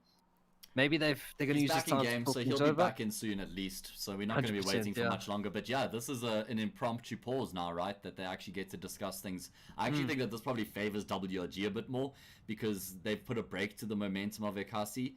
Not only that, it's something that I always say in these situations. I think the team who doesn't have the issues are going to be just a little bit less frustrated once the game starts again, and they've actually had this time to just discuss their game plan and iron things out, whereas the team who has the issues are busy discussing all the problems. They're trying to figure out solutions, they're trying to find out where their teammate is, trying to get him back into the server. Things are a little bit tumultuous and not really calm. So heading into this next round, Ekasi are going to have to compose themselves or recompose themselves and make sure that they continue sticking to their cause here, because they've actually had a nice run. That's 4 consecutive convincing rounds they've had so far. 100%. And as you said, it's that sort of, you're able to chat over things if you're in the WRG camp. You're able to figure out that things are going wrong. Yeah. And rectify them, hopefully, in their regard into the next 2 rounds, into the rounds in regulation. And in terms of the Ekasi camp, they've got 4 in a row. They've got the momentum. This is the last thing they would want in terms of dropping that sort of momentum. But we're going to see what they can get picked up into this round, whether they're going to choose to play it fast, as they have been doing in the past. Fast A hits, fast ramp hits, and we're going to see what they can get done. They're ultimately just capitalizing on WRG getting a bit preemptive towards that ramp position, with Zeo trying to get caught off towards in the early round, and them ultimately capitalizing on that. But we're going to see what they can get done. They're going to try and lock in that aggression that Zeo is so accustomed to towards ramp. But we're going to see what Niix can get done. I think ultimately, I think if Niix can get something done with the AWP early in this round, get a man advantage going WRG's way, we could see that the final score could be 16-13, or the exact opposite. We could see us going to OT. And we're going to be jumping straight into it. So without further ado, we're going to be finding out in this round, because as you said, WRG, they don't have the money in the bank. If they lose this round, chances are it's going to be OT, because they don't have weapons to defend that map point, or that OT point rather. So let's see if they can get across the line here with the full weapons at their disposal. And it looks like it might be a bit of a change of pace here. 3 players are on the squeaky door very early on from Ekasi, and they're going to be actually dropping some fire as well. Kyle opts to use his smoke to extinguish the flame so he can maintain his position here on the hut. And Ekasi calmed down after showing that major presence towards the A site. Probably just trying to bleed the util from WRG. They know that they won't have, all the money in the world, so they probably don't have full util. So if we could just bleed some out, once we do execute, they're not going to have any util to respond with. And that also, DMS has been practicing his nade lineups. But we're going to see, especially when you don't have util, you very much need that early pick when it comes into the retake. Because if you've got no util in a 4v4 retake, or even a 5v5 in the seldom chance that is the case, the odds of you winning the retake are very slim. But if you have the man advantage, you can go off those trades. And as I say that, Bullock actually gets the opening kill of the round over towards Kyle on the A bomb site. And the A bomb site's awarded to that of Ekasi. The bomb is going to be planted. Niix is double mollied over towards heaven.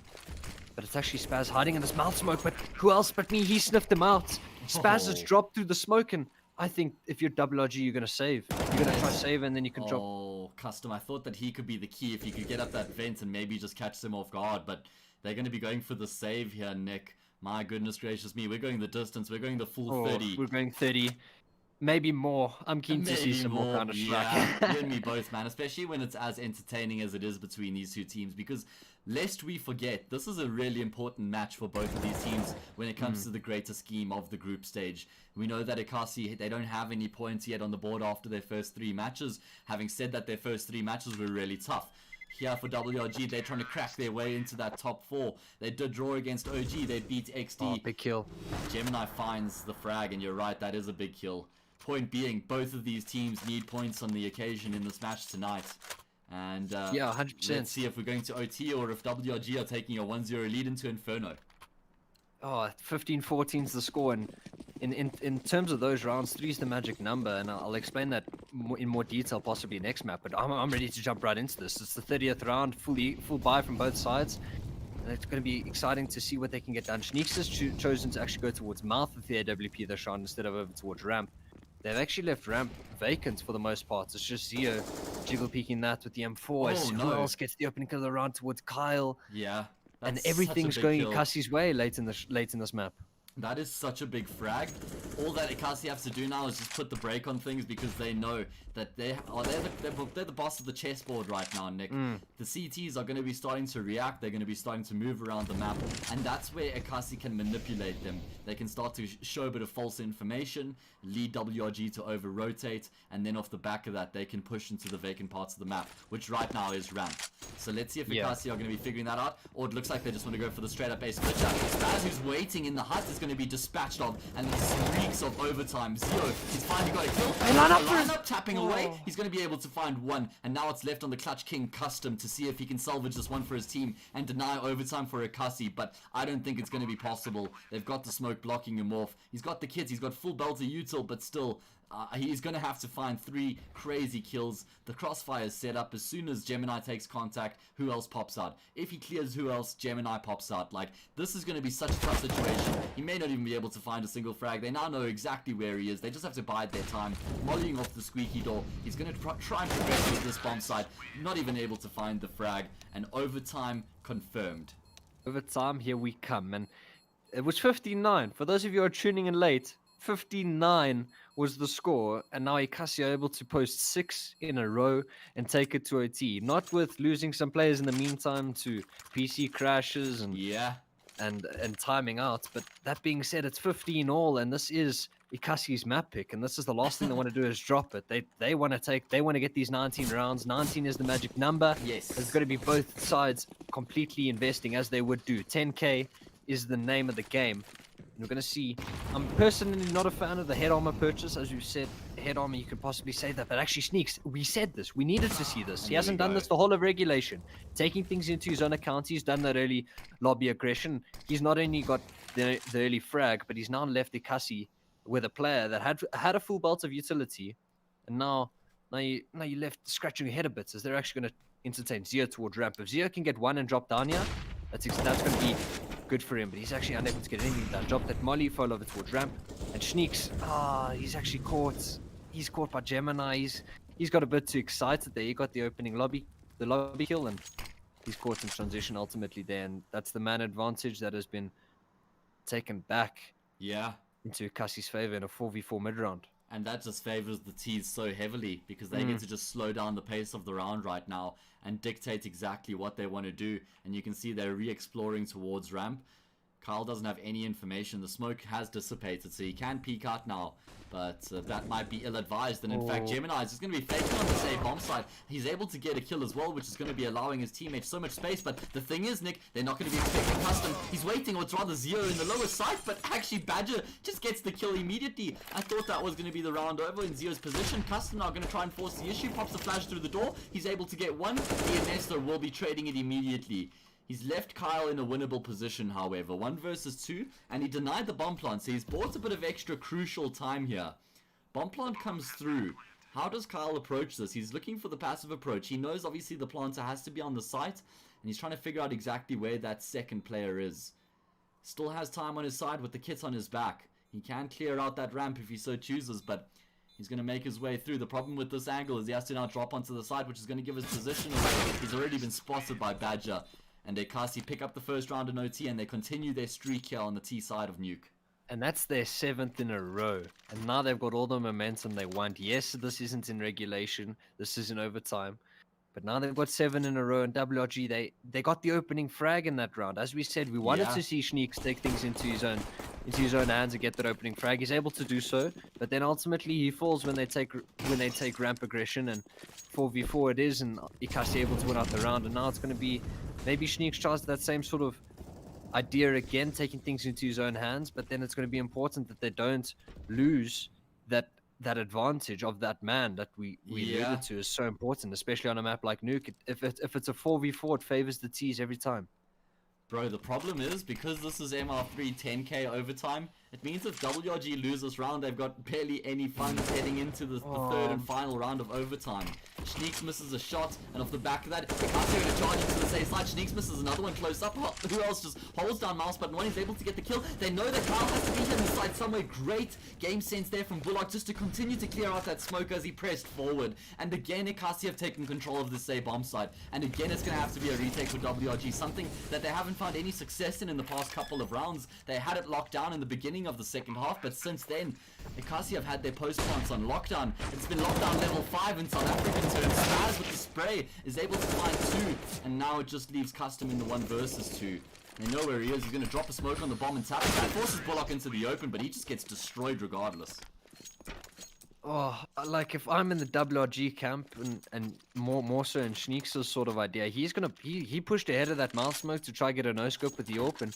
In that situation, you're only good for 1. Yeah. And he's unable to get anything done. And now, WRG, if they look like they're gonna submit all 3 CT rounds, which is definitely not gonna be nice in their sort of not even so just losing the map. Yeah. In terms of the motivation, and Niix is again, like we've seen him do this, but now you got to keep the man advantage. You got to utilize it. You can't just be throwing away another frag. The problem is that even though they have the man advantage, they don't have many weapons to complement it with 4 Desert Eagles and a FAMAS. And I see in chat, WRG should call attack pause. I completely agree. We haven't seen one tactical timeout from WRG this whole map so far. And now they've lost, what is it, 6 and 2. They've lost 8 rounds in a row so far. Yeah. So this has been a complete swing in momentum. Gemini, again, taking the responsibility on his shoulders to find the pick for his team. And that's the rifle. That's the rifle now on the deck. And again, it looks like Ekasi are going to culminate this in A execute. Who else finds Niix cooped up in the corner? That's the problem with that corner. Once you're found out, it's very tough to get out of. Kyle now, who has been doing a pretty good job on this A bomb side throughout the half, has to get it done once again. The problem is because he's by himself, he doesn't know whether to watch towards Squeaky or to watch towards HUD. He gets caught in 2 mines. He goes down. Who else is going to find Zero pushing through the smoke? And that's the first half of OT done and dusted. Ekasi with the flawless 3-0. Badger almost naded who else. Drags him down to 4 HP. And as I said, if you want to play from WRG in a 1vx, it will be custom. But he's only got a deagle in hand. Tupac is his profile picture. But the king of rap could possibly be the king of the 1v3s. But him pushing through the smoke going to be found out by who else. And as I said, 19 is the magic number. Yeah. You've just got all 3 T rounds. Now all the pressure's on WRG.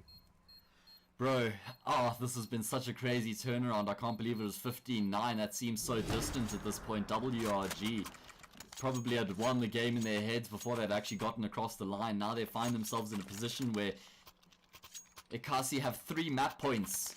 What a turnaround. Great resilience being displayed by the Ekasi squad right now, as they are pretty set now to find their first points here, Nick, in the Telkom VS Gaming Masters Season 5 Group 2. Remember, just winning 1 map does secure the points, and let's see, what do WRG have in store here on their T side? Their bread and butter was the passive approach, setting up at ramp, setting up in the lobby, and waiting for regression, then working to an execute based off what you've been able to do throughout those past couple seconds. So the problem is that Ekasi hold all the aces right now. 100%, and we're gonna see common in today's metas to Shoxy or Molly that close wall of smokes outside. So we're seeing teams adapt to that and delay those outside smokes. And Niix is actually that's the A bomb side pretty much gone. So Custom and Niix get 2 of their own. Niix able to catch another one onto Badger, and he's actually able to get his 3rd of the round over towards DMS, and this is exactly what you need. Welcome back, WRG. Exactly, yeah. And just knowing the way that this game has gone so far, we're going to see WRG post all 3 T rounds, and then we're going to see double OT. Yeah, I mean that would be crazy. I'd be surprised. That would be quite an important or rather impressive display of mental fortitude from WRG if they were able to come back with 3 rounds of their own. Bullock should be saving. This Yeah, is I agree with you. I was just actually about to say. completely ill-advised right now. Somebody needs to point out to him that he needs to save this. That was, yeah, not at all the right play. Because Keep in as you mind, said, it's 10k, guys. So if you lose the I was first 2 just about rounds to on say CT that. side, there's no money in the third. So now we're going to see Ekasi invest all their money, Nick. 100%. And if you can save even a rifle, you're possibly able to drop that AWP over and maybe not have such an economical hit as that big green gun does have on the CT side or the T side regardless. But you saving one rifle, that's actually part of the bigger picture. It's a bit more important than you would think. But Yeah. that being said, they're having to reinvest, and if WRG win this round, it being MR3 10k as you've alluded to, Yeah. we're looking at possibly 3 rounds going the way of WRGs. But we're going to see For what sure. happens in the meantime. They're relying on this passive approach, holding on for this lobby aggression. It's going to be Niix and Carl trying to get something done towards the air bomb side. Niix is going to try shotgun up with this, as it's Spaz, and I believe it is It's just his Spaz, I teammate think. Zio. Yeah, it's just Spaz. Yeah. Oh, Gemini gets 2. finding the multi-kill there, and he stays alive. However, Custom and Zio have both been able to chime in with the frag of their own. So WRG are going to charge onto the safe side, and Gemini getting way ahead of himself there. He could have just played the passive game, allowed the bomb plant to come through, and waited for his teammates to join in. Now it's Badger who's trying to work his way through the hut. The timing, not going to be there. He was spotted by Custom. So that means WRG are going to be great. Oh my god! He lands the lightning quick shot. He takes the player down. Bullock finds a frag as well. Now it's just Custom left in the clutch. He's been able to find one. Bullock knows where he is. He's spraying through. He does some damage. He doesn't have a kit. There may be one on the deck somewhere, but he needs to find this kill quickly. Custom just trying to buy as much time as he possibly can, and I think he's outwitted Bullock completely. He needs to find this kit immediately. He's going to be able to pick it up, but there's no time here. Custom, purely off of his time control in the round, has secured the clutch for his team and keeps his team in the hunt. Oh no.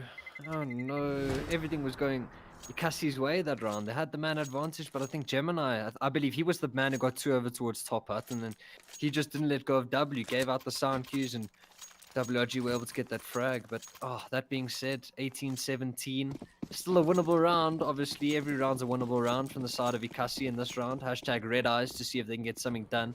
They're going to hope for that 19-17. As I said, 19 is the magic number. They're going to see what they can get done. And again, WRG, they're falling back on this early lobby hold, waiting for the aggression, and they're going to see what they can get done into this round. Who else but me? He's got that Mag 7 and Bullock on that FAMAS, and those are the only 2 really damaging weapons, and even the Mag 7 possibly shouldn't even be in that conversation. But as I say that, it actually takes Carl's head off, playing up close to close. The flash is on point. Custom's able to trade him out. Badger's been able to get a frag though, but WRG are just going to continue to charge into the safe bomb site. The molly, it's going to take Zio down, and also Spaz as well. The MP9 does the damage. DMS doesn't actually have to take this fight, and screw you guys, because he just robbed me of the end of the round there.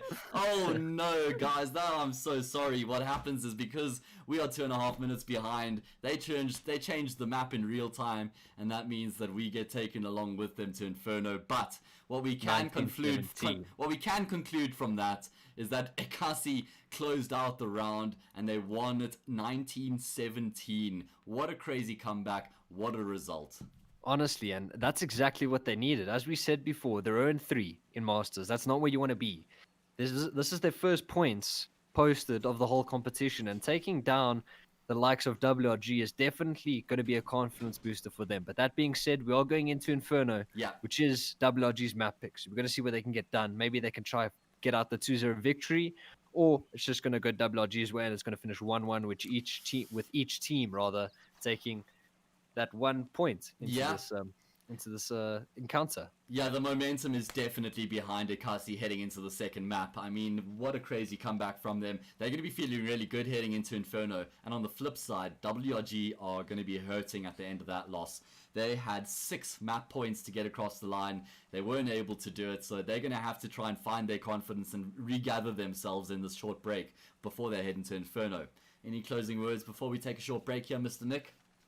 WRG take this map, I'm saying it now. Yeah, you reckon WRG securing Inferno is just regather themselves and we have the 1-1?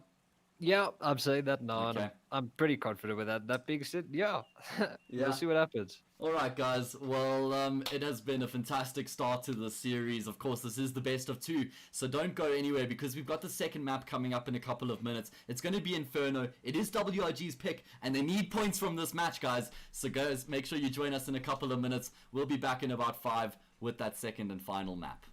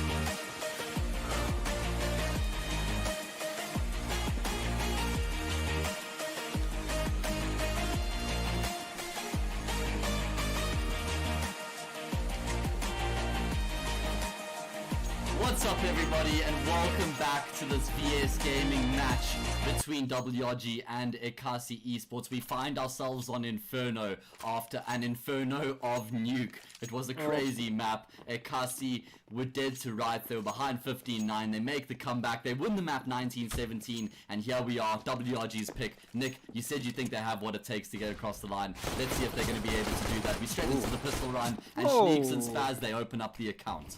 They've been doing their homework. They know that Ekasi likes for that second mid aggression. They're just hiding, playing anti. And that being said, they're just going to explode over towards the A bomb site. But the rotates are already in. And WRG are not letting go of those W keys. The bomb's going to get planted. And I do think WRG are going to take this map. But as Aaron said in chat, they should take this map. But that should is in quotation marks. And that is what's going to happen. Oh, and DMS able to get his second of the round. Now it's Spaz and Niix. He spotted out all three. Spaz able to get two. He's looking for the third in the round. Bullock left in 1v2. He knows the position of the last two Ts. He's able to get the 1v1s he's looking for. Two bullets left in the mag. Unable to get anything done. It's just bobbing and weaving these two players. Spaz just buying time for the bomb. The kid is there. A false gush comes out. And now it's Bullock in a 1v2. He's going to tap the bomb. And Niix is going to come peering around the corner. Pizza 50. Niix not even firing any bullets. Oh, man. Oh, that's just disrespectful. Just playing with his food. Honestly, but that's the first round poster for WRG. Yeah, there we go. That's exactly what they needed as well, coming off of the back of that nuke, heading into Inferno, just to put their demons behind them and get off to a good start here on Inferno. They're starting on the T side as well. Ekasi had the choice of sides because this was WRG's map pick. And they're going to force up in response. It's not a full force. It's going to be a double save, but they're giving themselves something to work with in the round. I would have liked to have seen a bit more utility. Maybe somebody foregoing the armor and rather just buying like a smoke and two flashes. Because I feel like if you set yourselves up with the util, probably stand a little bit better of a chance than actually just trying to take the straight up gunfights.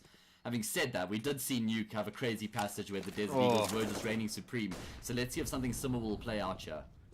But it's also interesting to see, like, if you do invest into a round with pistols, it's important that you utilize them as such. And we're just seeing Ekasi, they're just getting picked off one by one. You're not running into a stack of two or three people at a time. You're just taking the 1v1 duels, and ultimately this force literally has nothing to speak of it. Just a couple things going WRG's way. But now it's Bullock left in 1v5, Deagle in hand. He's unable to win the round. But if you're looking to invest into the round, you got to make some sort of gamble. Yes, they all pushed apps, but ultimately they're just spread out.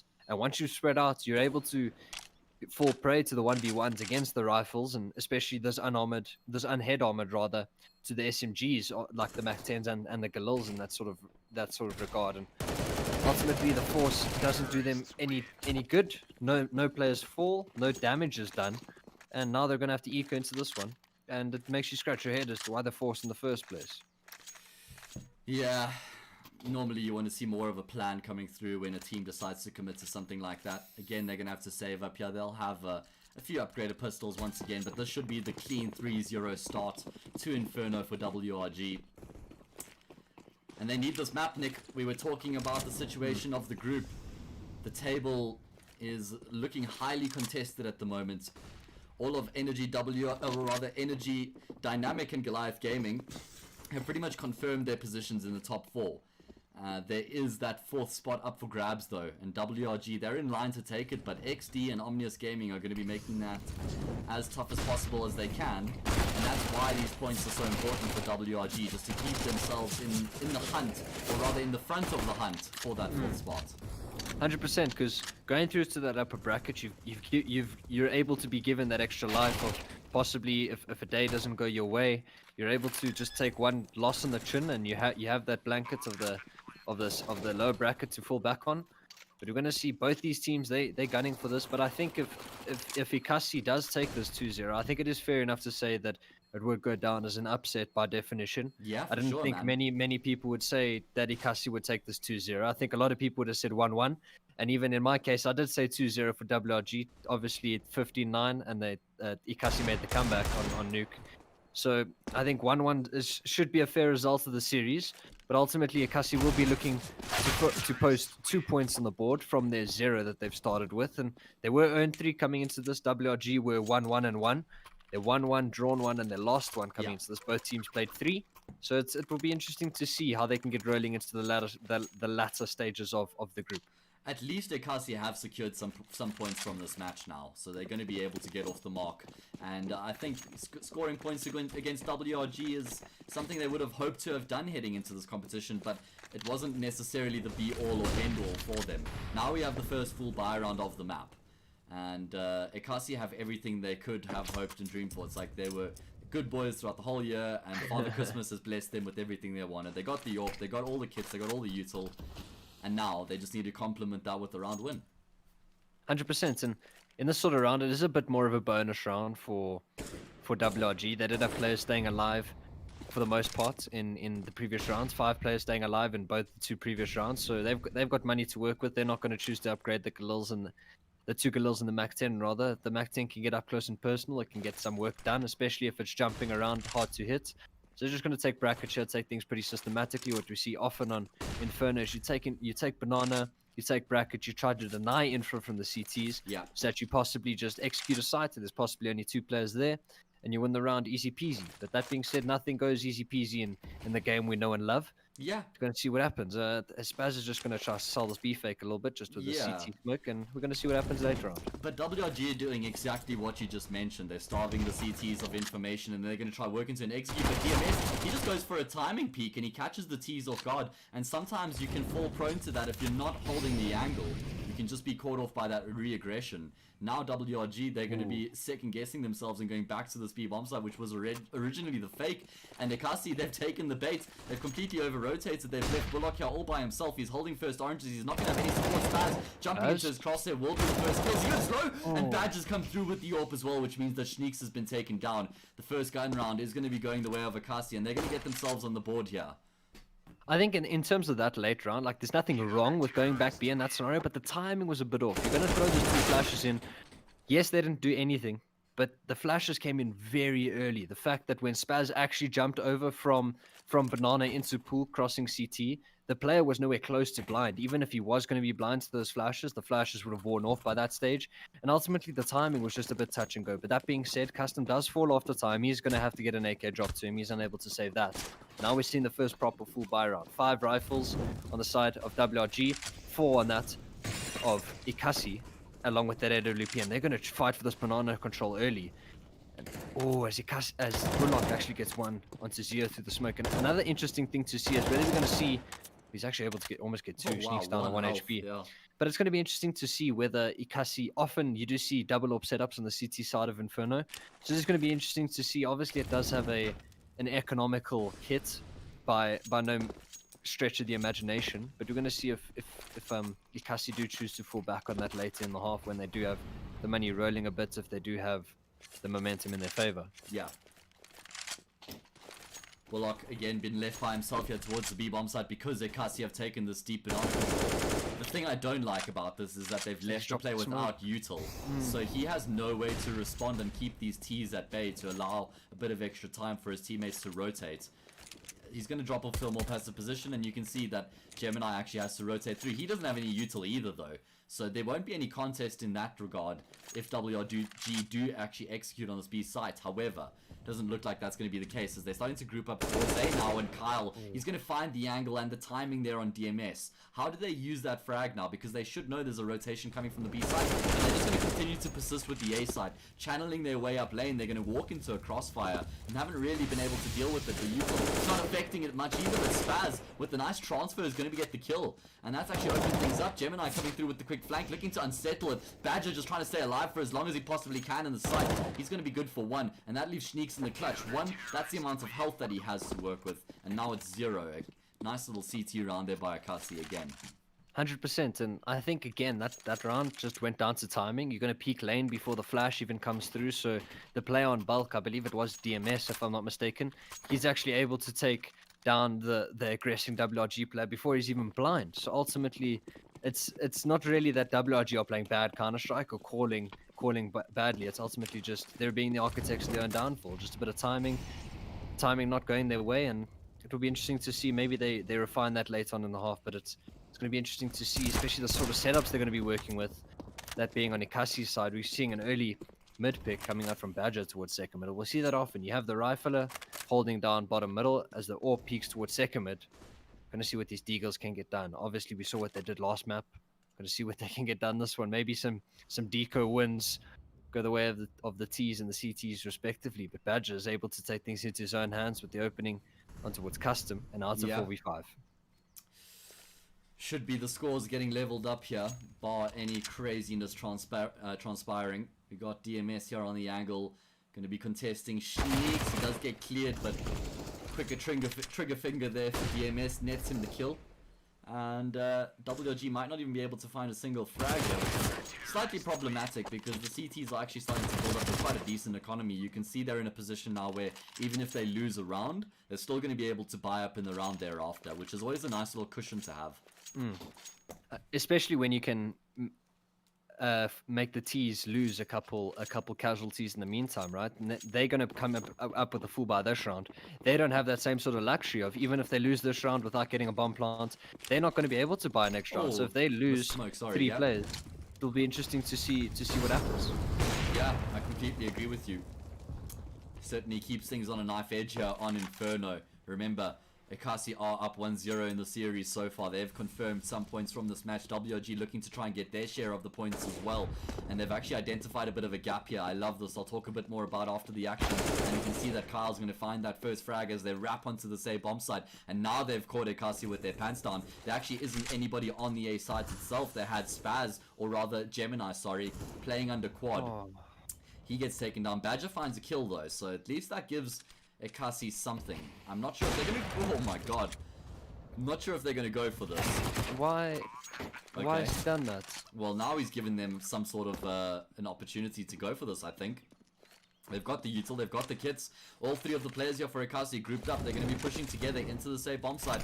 A late smoke coming through means they're going to have to push through it. Badger pushing through with the P250. He's got DMS in support. They've now isolated the two players in the pit. It's Spaz along with his teammate Custom, and DMS is doing so much work. He's got himself a three-piece. Now he pulls out the vehicle, but he's not going to be able to find the final kill. In fact, it's Spaz who gets the quad in the round.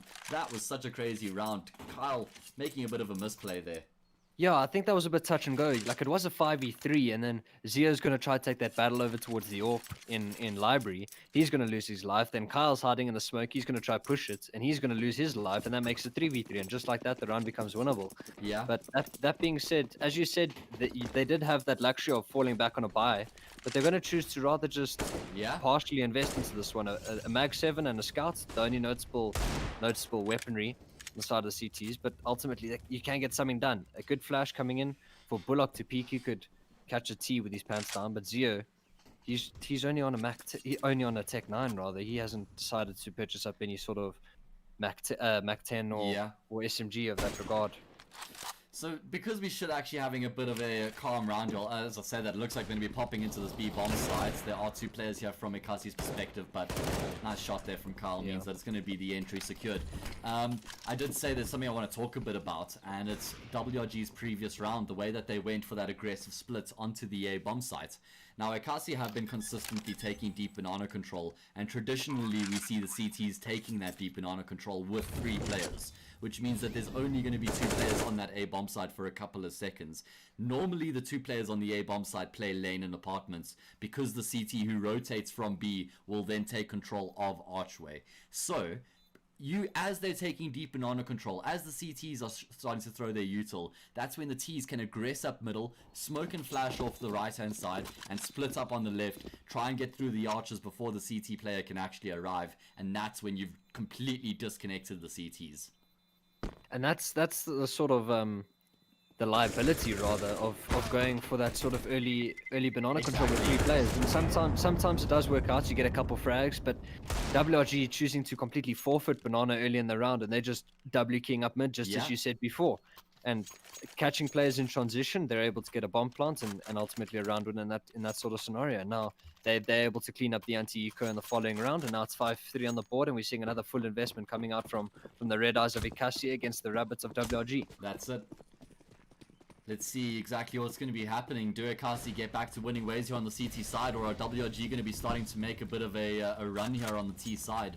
I like the way that they boosted up. That's the fastest way of doing it, but most of the time it's overlooked. And Gemini actually going to get spotted above the smoke meant that he had no support from his teammates. And look at this again, WRG, they're doing the super fast split. They're preempting the deep banana take. It hasn't been done, but still they've gotten themselves into a pretty good position. Yeah, Custom gets the audio cues tapping away. He can't find the frag. It is only who else now on the bomb side. He's going to get forced out by the molly and taken down by Custom. Eventually leads to his demise. Now it's just DMS, and the hyper aggressive strategy works out for WRG.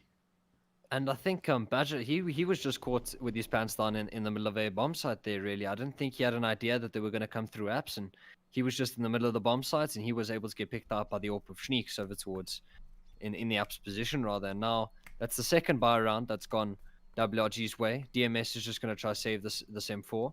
And ultimately, as you said before, they're going to take that quick arch control, but now they've got to think of something else to do, because you've done that 2 rounds in a row right now. Yeah. You've done that 2 rounds in a row.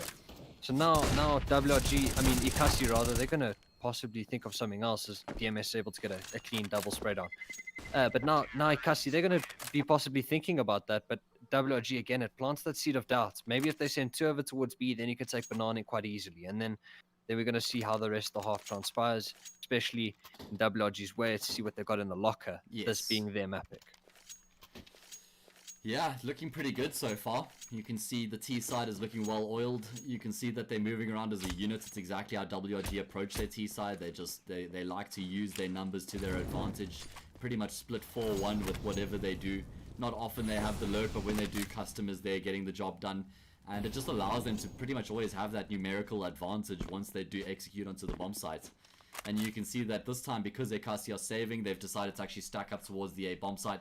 They've got 4 players grouped up because WRG have just been pushing so aggressively in these past couple rounds. They say, alright, well, why don't you try that again? Now, this time we've got 3 players at the archers. And then they'll be welcoming WRG with open arms as Ekasi plays over towards the arch. But it doesn't look like they're going to get entertained at all, regardless. But Zio's actually going to go peeking on his own. Custom should catch who else in apps right now. Oh, nice. Yeah, just on the jiggle.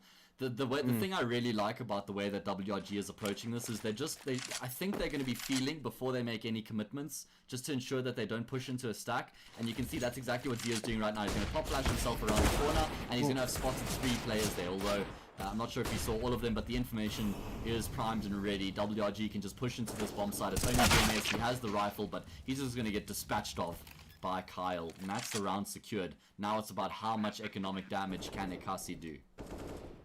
And it looks like, actually, I'm not a fan of Ekasi going for this personally, because even though you're buying next round, having that AK on the CT side is quite powerful, that being said. But Gemini can save the same M4, and if I was Ekasi, I'd get Archer. Like, Kyle gets taken out, but Schneek's able to get one of his own out. Bullock left in a 1v3. I'm not a particular fan of that from Ekasi. I think if you save those 2 rifles, you're setting yourself up quite nicely for the next round. That being said, Bullock's going to fall to the bomb, just trying to get some extra work done in the meantime. But yeah, I tend to agree with you. Also, when you notice that they only have 1,800 on one player and 1,700 on another, just purely saving that 1 rifle means that extra person gets full util, they get the kit, they get head armor, and it's those small differences that can actually go a long way sometimes. So I agree, the attention to detail hasn't been perfect from Ekasi tonight, but shouldn't cost them that much. Heading into the round now, 7-3, they need to get something back, need to start finding a bit of momentum on the CT side. 100%, and as we've alluded to before, this isn't their map pick. Their map pick was that of Nuke, which they did take 1916, I believe, to those of you who are tuning in late. But now we're going to see maybe those sort of kinks in the armor are coming out from Ekasi. They were able to post those 3 rounds relatively early in the half. They lost the first 3, and then they were able to respond back with 3 of their own. But now WRG respond with 4 in a row. And as I said previously, them saving the rifles and the double AWP setup being pretty prominent on a map like Inferno, you not saving those rifles, now that double AWP setup is not going to be something of reality. So it's going to be interesting to see whether they're going to choose to rectify their sort of mistakes coming in late in this half, as Apps is going to get cleared out with a flash. Going to see WRG, they could be walking into a stack of 4, yeah. Yeah, they haven't really done their due diligence towards the B-bomb side, so that means they are pushing into the stack right now. Who else has got the bird's eye view from above? He's got spray control to boot as well. He finds the double kill. Gemini gets a double kill of his own. It's a flawless defense from Ekasi on the A-bomb site. And that was just a nice stack. They had the confidence there that WRG have found most of their success towards the A-bomb side. They decided to throw their numbers at the situation, and they made the right call. That's going to be getting them back into this half if they can follow it up with another round win here. Because all Niix tried to do that round is he was bottom banana with the AWP. He was just trying to throw some flashes, some smokes to try bring that rotator over back towards the B bomb site. But Gemini and the boys, they didn't bite the bullet. They left 3 over towards A. Yeah. And that ultimately yielded them a round win as Sure. they welcomed 4 of them welcomed the 5 of WRG with open arms, and now it's 4 on the board, and now Ekasi need to start bringing up a response to the 7 of WRG.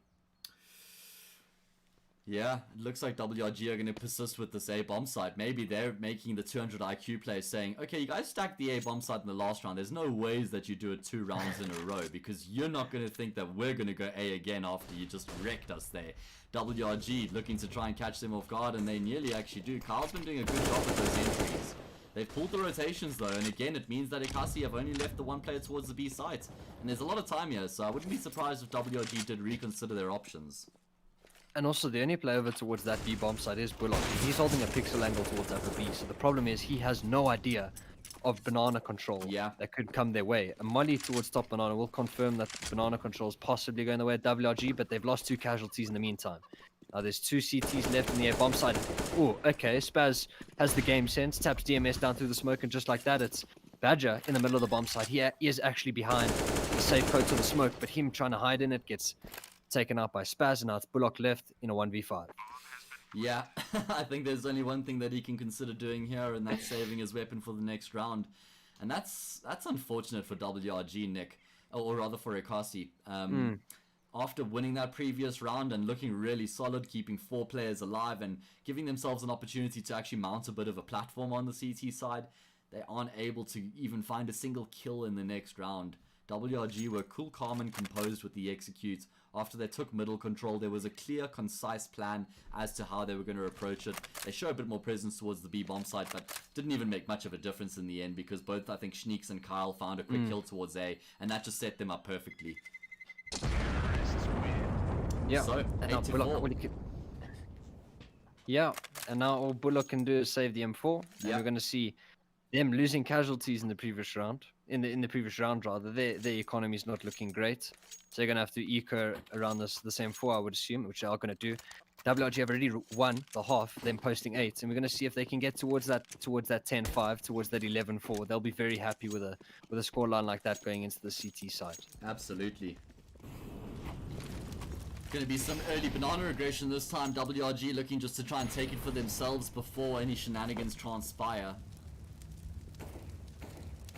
And just a slow round at that. A coffin flash does come in, but Zio has the read and takes down DMS. And I think going into the T side for Ekasi, this not being their map pick, something that I know is that they're not completely rehearsed on Inferno, so I would assume that their T side won't be completely outstanding. Then again, maybe they have been putting in the work.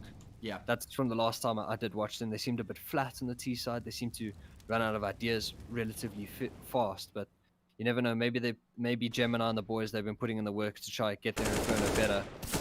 Maybe they're going to shut me up into the T side, but it looks like it's going to be 9. Badger, he's got the deagle. We saw what he could do with that last map, but it looks like it's going to be 9-4. Yeah, I wouldn't be putting much stock in him getting too much done this round. 9-4. This is a commanding lead that WRG have found themselves with. Check Spaz, 17-7. Man, he's the boy's doing everything. Off. Honestly, Spaz is weird because he's still young, but he's been competing in the competitive Counter-Strike scene in South Africa for like 4 years already. So it's every time I think of him, I want to like call him this experienced player who's been around for ages. But then I'm like, I don't even know. I think he's only like 20 or 21 years old, so he's still super young.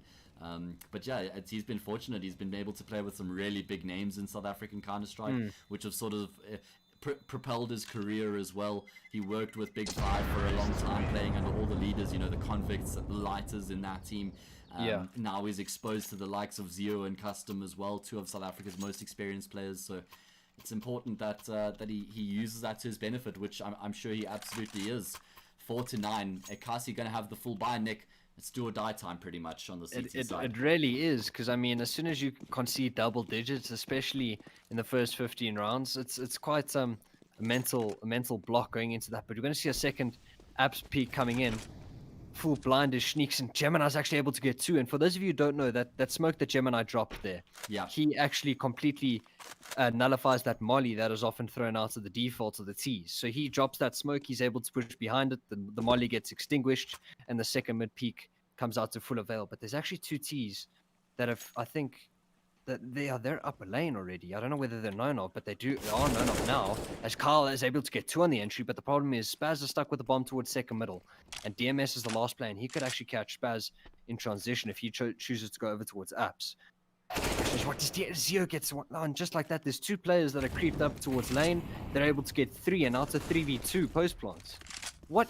I'm so confused. I didn't even know what happened there. I was just talking about that molly, and then it round over. You and me 10-4. both, bro. I'm like listening to you. I'm getting in deep. I'm feeling where you're going with that, and it was a 5v3, and now it's a 2 versus 3.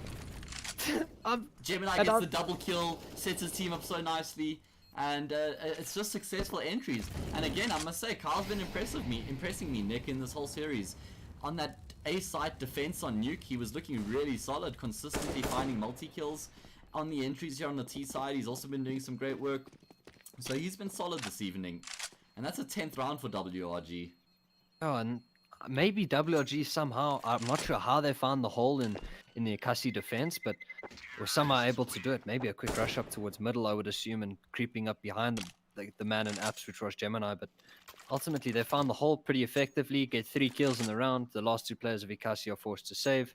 And now it's 10-4, and you've already conceded double digits, and that's a bit of a mental block. But that being said, they were 15-9 down last map, and they were able to bring it back. So I wouldn't put it past the red eyes to bring this map back. Don't say that, Nick, please. You're gonna give me PTSD, and I was just witnessing that game.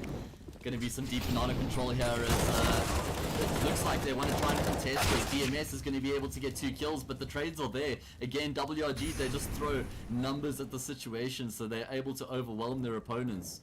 There is the extra player here on the B-bomb site, though, for Ekasi. Gemini rooted here on top of the boxes, hoping that, hey, maybe because WRG got those 2 quick kills, they think that the rest of the site's going to be open and they're just going to charge in, but it's not the case. WRG is still showing some discipline. They put the brake on things, and they reassess their options. And I'm quite a fan of how WRG are choosing to play this. Even though they get the opening 2 kills, they're still choosing to slow it down, and they could actually catch who else getting a bit preemptive towards middle, and that's what Custom does do so. So now it's just Badger left on the same bomb side, rather, with the AWP. He's able to get 1 into Custom in the meantime, and he's going to be able to reposition and repost on a different angle. If the flash does come in from Kyle, which I assume it is going to, Badger's forced off, but Badger's able to reposition. He gets the leg over towards Kyle, and now it's Kyle and in a 1v2 turned 1v1, and now it's Gemini creeping up towards lane. Kyle doesn't have the read, but Gemini's given away the sound cue. Oh my word. Headshot angle. Gemini down to 8 health, and Kyle, he's going to complete the clutch. And he's the first to call good half after doing it as well. That in man, caps as well. But that was just such an impressive sequence. I thought Badger had sealed the round for his team with the Colad. He gets the 1 kill and he legs Kyle, brings him down to what was it, 8 health? I actually forgot already. Something along those lines. Yeah, he was in the red. Super low, 1 bullet away from death, and somehow Kyle just wins out the clutch against Gemini. Now we're going to be seeing Ekasi on the T side. 4-11, they're going to have to play from behind, and they're going to have to make a monster comeback if they're going to be somehow securing this map in their favor. WRG, I don't see them dropping the ball twice in 2 maps in a row, Nick. I'd like to agree with you on that one, and I'm going to do so. Is it's just going to be the early apps control going the way of the red eyes, that being the Ekasi boys, is they're going to line up for a HAzE pop on a pistol round. Not often seen. Usually trying to get a bomb plant on an eco is possibly where you see a HAzE pop. But that being said, it is coming in. Niix is playing anti towards the first box, and they're going to be welcomed with open arms. Eli and Niix able to get the first 2. Niix able to get the second of the round. No, not like this. As I said, you don't often see HAzE pop on pistols because they're not really that effective, and we've seen, and as I said before, like Ekasi's T side on Inferno, it seems a bit flat. It seems like they're going back to the old strats. Maybe But 2 years ago, Horse Pop was good, but not today. yeah, it's just like it's such a heavily invested play in just hoping that everything works out in your favor. And if there's just like one player posted on an angle holding you, it's pretty much the round over. It's such a high risk pistol round to commit to. I would have preferred to have seen them at least like faking towards the B side a bit more, maybe trying to pull a rotate, and then I can get on board with it, because then the A side's going to be a bit weaker. Maybe you catch them in transition, maybe you catch them with only 2 there, they're not watching apps the whole time, but just to commit to it off the bat, like, that's questionable.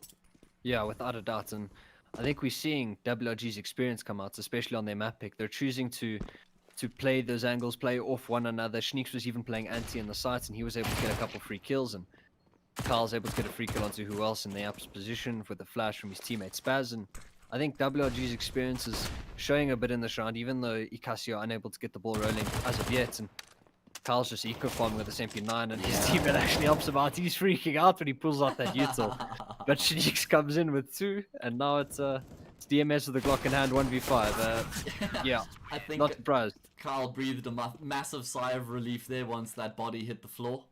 You know, yeah, 100%. thought he was going to get taken down. Anyway, heading into the first full buy round here in the second half, Ekasi Esports have to get this one across the line, and then a few thereafter to keep themselves in the hunt and make the comeback a reality. Let's see what they've got installed here in this. I think someone's timed. Okay. There we go. We're seeing the restart coming into effect with no damage done. As we saw, calling for the reset. Or was it actually Spaz that typed first? I thought it was Spaz. Yeah, it was Spaz. So WRG are the ones who asked for the pause. Anyway, that gives us an opportunity to just reassess the situation. It's been a very quick game, and it doesn't actually look like we're going to have much time to reassess it either, because WRG are ready to jump back into things. I'm confused. Yeah, they're just need typing random things. Just need to make sure they record their demos. Obviously, one of the rules for VS Gaming. Looking at the numbers, Spaz still topping the charts, head and shoulders above everybody else on the server right now. He's 19 and 8. Kyle is second behind him with 14 kills. Niix is 13, 11 for Zio. So pretty much double digits across the board for WRG. Only double digits for DMS in Ekasi. 12 kills for him. They've just been unable to get the ball rolling really on the CT side. DMS the only one with noticeable impact in the map so far on the Ekasi side of things, and arguably you could say the same about Bullock, but ultimately they're just unable to get anything done. But now it's important that they can go for those opening picks and ultimately get the man advantage and hit a bomb site, hopefully with only 2 people, and win out some rounds and get some rounds on the board. Yeah, that's what's going to have to happen. And they're going to have to string a few rounds together. It can't just be win the spy round and then drop the round afterwards. It's going to have to be a bit of a mountain to climb, but all mountain climbing starts with the first step.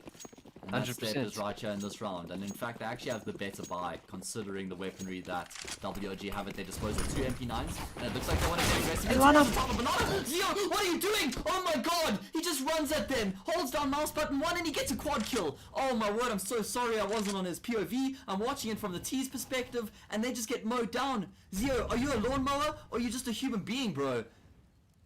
And in terms of WRG's sort of perspective on things, this is exactly what you need. Ekasi needs to start posting some rounds, and now Zio's just gonna literally punch them in the face, get 4 on a spray down, and now Badge is left scratching his head saying, "Listen, Oaks, I don't know what happened there, Oaks, but listen, now it's a 1v4.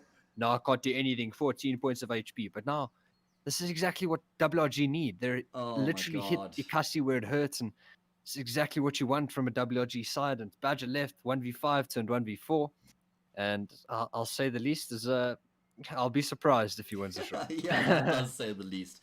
Man, that's such a classic Zio play to make as well. And to walk away with a quad kill before he finally gets traded. He nearly got the ace. Badger only had 12 health left. That was obscene. I need to see that from his point of view.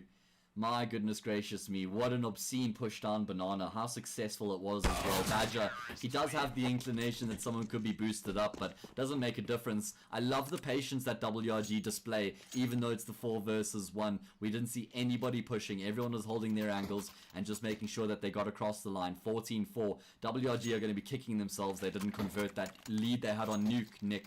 And securing those points, because clearly Inferno was a foregone in conclusion. It was in the bag. And Nuke could have been as well. Yeah, and as you said, for those of you once again are tuning in, 8:59. They were up 15-9. So yeah, they proving a point now. 11-4 at the half, and now Ekasi unable to post anything. Actually, Spaz. Hey man. Gemini just coming to give him a little bit of a love tap there in the middle. Spaz.